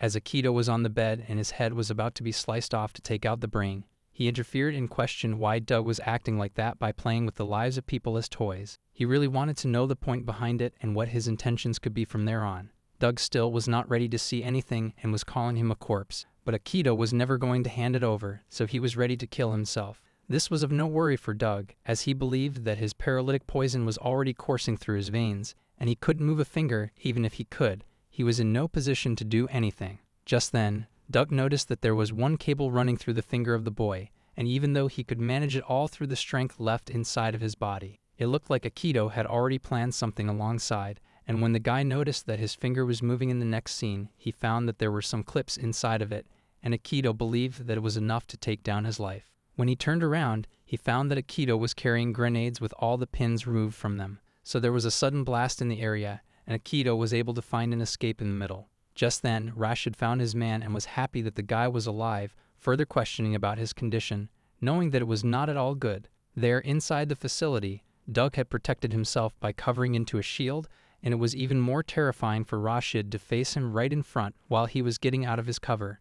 It was not what the magician had expected, that there would be two of them, and since the guy was not so close, Rashid was thinking of using her bullet to take him down. This was a rare opportunity, but at the moment what came first was healing Aikido, so she decided to pull back at the moment. Doug was still trying to identify the girl who interfered in the middle of the battle, was about to take one of the opponents, and remembering a previous recall that what Aikido used was a magic stone bomb. Even though he believed that he had disposed of all the engineers, he was not able to understand how Aikido got into the garden, as there must be some help. The only clarification was that there was someone who knew how to use magic stones and bombs in the garden, and looking through his magic, he realized that there had been an infiltration to the forbidden archives. Every thought was now connecting at the moment, and with a grim smile, he realized that one of the clans survived, and it was now making sense that its target was the book all along. He found it to be a great opportunity to wipe out both of them at once, solving the problem. In the meantime, the lady had used her magic to hide inside a building, evacuated while setting up a perception-blocking magic circle, which would save them for a while. The moment she looked upon the wounds that Aikido was going through, it looked like he was not really a human, and he might be considered among the group of monsters if everything tagged along. Finally, she was able to get her hands onto the books she was looking for, and the boy was relieved that they could save the life of Iris through it. Rashid was more concerned about his life at the moment, and so she launched a bottle of potion into his mouth, asking him to drink to heal his body. She believed that just a potion could be enough to heal him completely, and then ended up asking him rubbish questions. With the scream of Aikido, she realized that this was not really the case, and it didn't work. In contrast to every situation, Aikido himself felt in his body that the thing worked because it was not just a normal potion. She found it at the magician's archive with the grimoire, which Aikido considered a waste of being used on himself. There were a lot of them to spare at the moment, and it proved that this thing really worked. He was done resting, his whole wounds were already recovered, and then he was handed over one of the prosthetics, which was dropped by a laborer running away from the magician. The item was pretty banged up, however the thing was that it could only be fixed by Iris. It was time for them to head back, but before that, Aikido was already furious about creating a mess that he did. He was about to be killed twice by the same guy, and couldn't believe that the guy mastered his cheat ability to that extent, and he was pretty furious about that. Their first priority was his golems, but as they looked outside, Rashid's eyes were not able to believe what she saw because it might be bad from there. Actually, the gate through which they were bound to escape was already destroyed by golems, ensuring they had already spotted their entry point. The only way for them to get out of it was through their private way, but the point was that this guy might be waiting for them at the spot. Akito was happy with that, as he believed that he might be able to take him down this time. But before going, Rashid asked him to hand over the left prosthetic, which was busted earlier. She believed that she could fix it a little bit, being a renowned magic tool engineer, and since their fate was already linked, and they were trapped at the place, they decided to take their enemy together and kill him. They immediately went on with the task and started repairing the item, telling Akito that the golems were all around, and it might be a matter of a few minutes before they would be found. She decided to look at what was inside of it because magic tools and this arm worked on the same principle. She should be able to handle a simple repair. She asked him not to be too concerned, as with the recognition-blocking magic circle, nobody outside would ever sense what was there. However, the moment she opened it, she was totally flabbergasted and not able to believe what was inside of it because it was so perfectly built. This was furious for her to understand, and wrong was not even the word to describe that. Even though prosthetics are made incredibly complex, it was pretty hard to make all those functions run at once. Iris had actually woven the magic circuit together like a network so precise that it looked like a gemstone crystal. The lady's eyes were glittering to know what really drove the circuit inside the magic stones, as she had never seen one in her entire life and was considering it to be the pinnacle of craftsmanship, knowing that the girl was really something else. She was so lost in those circuits that she believed that Iris was a genius. However, Akito had a totally different image of her.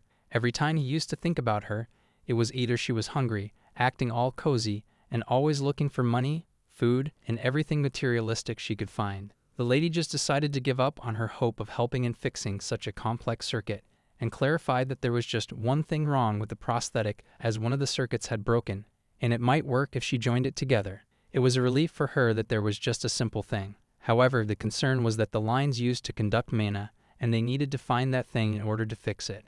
Akito was not aware of what a mithril component was. Rashid revealed that it was an ultra-rare metal with the highest affinity for magic, and its magic conductivity was said to be 12 times higher than pure silver. However, all known mithril mines had long since dried up, and these days, they could only get it by salvaging relics. In other words, it was rare, expensive, and definitely not something she could just grab right now. That is why Akito remembered why Iris always used to point towards him for not knowing what it took to prepare. He decided to take something out of his neck and vomited instantly in front of the lady in a creepy voice, and then presented the ring, which he was hiding inside of his stomach so that Do couldn't see it. He believed that it was a valuable thing left with him, and the moment the alchemist recognized it, she found that it was made up of mithril, and they always were in search of something like that. She was interested in knowing what his intentions were when he wanted to hide it from the magician, and believing he had no other options left, knowing that the faith of the lady was not towards him, he decided to tell everything, even including about his hero days. After telling the complete story,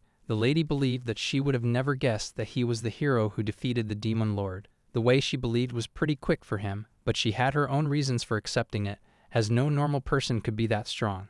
Akito again clarified his purpose, which was to take revenge on the magician, and it looked like both of them were after the same thing.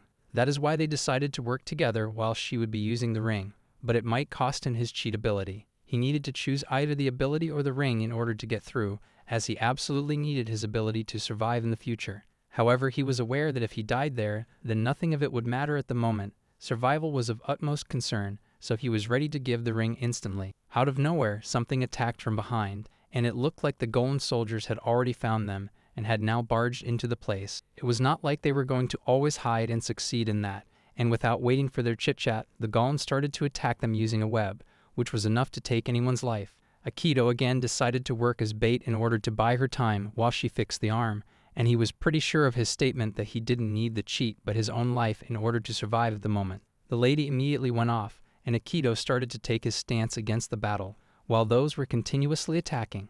Just after a while of holding back, Rashid was done with the preparation of the hand and then handed it over to Akito, asking him to catch it in the middle of battle. He immediately did so, reattached his arm, attacking onto the shield of the golem, realizing that whatever the girl had done, it was working well, and the emergency repair was pretty good. The way he punched the golem, it was thrown long behind with a single attack, and Akito realized that his strength was coming back, ensured. The ring had directly integrated into the circuit, giving him back his cheat skill. He tried to put it on a check, and then again used the most powerful attack of the magic prosthetic grace of power to push back that golem to a great extent, and somehow eradicated some of the building in the middle of the attack, like it was nothing.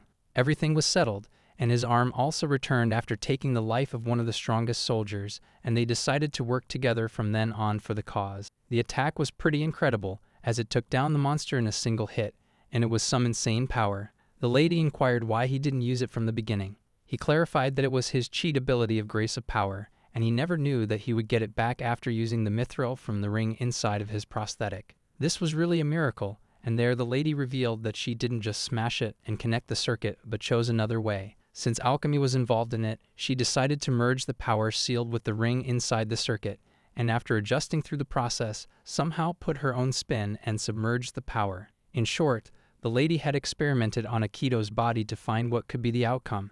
However, it was a success, and this was a relief for him. The lady was not totally convinced yet. She still wanted to save the life of Iris, which was of more concern to him. He was having a bit of a strange feeling after using such a great extent of power, but they decided to work together as planned and proceeded further. Just then, a golem interfered and stopped them in between, telling them not to move any further, and it was calling them rats who came out of their place. Doug was able to understand that Akito had teamed up with the petty thief of an alchemist, and told him that he would now be paying on her behalf also. Rashid was not ready to take the statement, as she believed that the item belonged to their family all along, while Akito was asking him to come and show himself for a fair battle. They were calling him with all kinds of different names while making fun of his status, and it was a childish insult which he was finding really annoying all of a sudden. Being pretty obvious, he showed them the coordinates where they needed to reach, which was at the top of the tower in order to get out from the location, and even though it looked like a pretty mocked-up trap, he told them that he was waiting there all along. Just then, Doug snapped his finger and called upon all the golems that were present at the location to attack, while rounding them up into one of the corners, and the battle started from there. Both of them started running in order to avoid the attack of those monsters, realizing they didn't have any further choice, and even though it was a trap, he was going to fight through it, being too confident. She showed him the place, which was in the middle of the city, having an open terrace at the top. They needed to go straight forward by using a shortcut. Akito jumped and was about to go all out for the battle, but there he had to face one of the golems, which could attack from a distance and came to his front sight in midair through its barrage of attacks to take him down. Feeling that he needed to use the grace of magic power once again, Akito used it and took down that monster in one hit and later proceeded to climb the tower further. Even though Akito believed that he had avoided the trouble of covering more stairs, she found it to be a bad idea, as there might be other traps. Akito also believed that something was off, as Do could have killed him any time, so he might be deliberately avoiding it for some reason for sure. He wondered if the guy was really planning at the moment, and there, as he reached into one of the rooms, he found a fully suspicious thing that he was never expecting in the first place. There was a huge truck loaded with all kinds of weapons at the back of it. It looked like it was built by that guy to use at the time of emergency. Rashid had seen that thing inside of the Book of Alchemy, which was a forbidden weapon that had the power to rule the world, and Akito recognized it to be ballistic missiles, while Do decided to take that name, not knowing what it really was. He actually embedded rank monster stones into both the warhead and propulsion unit, creating a long-range weapon with the power to reduce an entire city to ashes. The range covered the entire continent, and when the Great War between heroes broke out the instant it began, he had the plan of firing those weapons to every major city. In short, he would end up slaughtering countless innocents. However, this was no concern for a filthy monster like Doug. He believed that with his preemptive strike, every nation would lose their ability to fight back, and his golem army would sweep in and wipe out all resistance. In his view, all of them would be powerless while he would destroy everything as he pleased, later on ruling the world. Akito never imagined that the guy would turn this much dangerous from the previous time, as if he had hands on modern weaponry. It was the worst combination of all. Doug once again requested and offered Akito to join his side, telling him that if he did, he could do whatever he wanted to those heroes who had betrayed him in the previous times, and he would have the delightful sight of them crawling, begging for forgiveness. Akito was anyhow not ready to accept the offer, as he believed that he would solo them and defeat them the way he wanted to and take their toy item. Looking like he was ready to accept the offer, he then immediately launched a kick, which was blocked by magic from Doug. The attack was so fierce that it ended up turning the vehicle upside down, and as Doug jumped out of it, he was about to walk off from the place. So Akito turned and told him that in any case, he would be included in the crawl of begging that everyone was going to get through. Doug was literally frustrated with the statement, so he finally decided to join the battle and teach the boy a lesson in his own regard, calling upon his own magic. He converted the power in the palm of his hands, and then attacked him instantly with the magic through a command, being impressed that Akito dodged it. But it was not the end, as the veins of the item would surely follow him till the end. The more Akito was trying to run away from them, the veins were not stopping at all and were growing to fill the entire space. This was of no good as soon Akito was engulfed by it, but just a few seconds before that moment, he used the blessing of power blade and sliced off all the veins in a single hit. Doug was never aware that he would have to face such a bizarre power from a hero who had already died and came back to life. He protected himself with a defense shield through magic from the attack, and Doug was just stunned at how the boy really got back his power of blessing out of nowhere. He was interested in knowing how the guy really blocked his secret, as it might not matter, but Akito was not going to answer any of it because he believed that the next target was the magician himself. He was going to take back the power that he had stolen. The magician finally decided to get a bit serious and then called upon the weapons in the middle of the air to attack him instantly with all of them. And as the fight was being witnessed by Rashid, she realized that they needed to break through the defense of Doug in order to win the battle. Looking upon the inside, she decided to use her own secret weapon, which could eventually work, and then took out a bullet, and after inserting it inside the sniper, she decided to use it instantly. Back at it, Akito was trying to protect himself from all the blades that were continuously coming at him with an intention to kill, realizing that these things were pretty persistent and were not leaving any opening all around for him to save. Even though he was able to clear the mess from the middle of the attack, this was of no good, as those were now taking the shape of spikes and were attacking him from there, giving him severe pain. Doug, who was enjoying it at the moment, called him completely helpless, but just then, Doug was shot with a bullet from the other side, where the lady was chasing him down with a sniper. This was pretty irritating, but soon she changed the angle and pointed it toward Akito, looking like she was going to take his life next. The moment the fire was shot, it was pinpointed toward the body of Akito and was of no good, as he ended up shooting his own ally. She screamed and told the guide that the magic Doug uses is magnetism, where he forms a magnetic field with mana to manipulate iron sand, and she had basically enchanted his arm with the magic. This was pretty hard for a magician to get her power revealed, and Akito, knowing he tried to attack him from one end however, ended up being saved through his defense magic once again. This time, things were different, as through the enchantment, the boy was able to get through the defense of Doug and attack him head-on by slicing his sword into two, which Doug had never imagined it to be. Rashid called the shot as the magnetizing shot, which instantly reversed and neutralized the polarity of the magnetic mana flow that the magician created, her secret weapon perfected after years of studying this magic. This thing was unifying the magic temporarily. It was time for Akito to flourish and defeat the enemy. Doug believed that the guy would not be able to beat him just through it, as such a cheap trick would not work, and there he commanded another golem to attack him right away and clear the mess. Akito sliced off that monster in a single attack, giving a memory back to the guide that he always used his blessing of power other than it was supposed to be used, to convert all his mana into pure physical force without any tricks. He called upon the same power and then used his prosthetics for creating a stampede attack on the most powerful golem present there, and with a single strike, turned that piece into a complete mess and dust. This was a pretty powerful attack, but it looked like, as the smoke cleared, that Akito was also at his limit. He was sure that he had not been able to take him down at the moment, so they decided to stay sharp, but it looked like something else was planning. The land below them was completely eradicated, and they were about to fall from the top. Doug was preparing to use his last resolve to end the battle through sheer victory, and as they fell off to the lowest ground, they found a huge monster having a giant appearance, considered to be tetragrammaton, and he called upon Akito to suffer from this magic, believing that a mere like him would not be able to defeat him. He was calling himself a god while hiding into a cover of one of the covered shells and was using his magic power of lightning and any other from there. As the lightning attacked, they realized that the long support unit was a problem, and they needed to be careful before the golem could get to them. Rashid was not that attentive in the moment to care about it, and she ended up being attacked, knowing that the thing was really dragging them crazy at the moment. Akito had to close the distance and finish it in one shot. He was targeting the same and was trying his best to close the distance with his intense speed and his cheat skill. However, at the moment, he was not able to get any further. Reaching at the top in midair, he believed that he had an opening while frustrating Doug even more and calling upon the blessing of power once again through the stampede attack onto the monster, but realized that it had not the level of impact he was imagining, same as the previous one. That was not able to pierce, and there was something stopping it for a long time, and now he was in midair, where he had to hold on to something to stay like that while the magic was again being formed to attack. It took him time to understand, but Doug himself revealed that no matter how long he kept attacking him, it was just not going to be anything for the golem he was facing at the moment. Actually, the magician had fused himself with the tower, and now it was supplying him with infinite magic from the city itself. The source of that power was the townsfolk, and he mastered the cheat skill to put out such a show in front. He believed his ultimate armor was capable of infinite regeneration, or in other words, he was not fighting alone in a one-on-one battle, but he was fighting against the magic of thousands which belonged to him.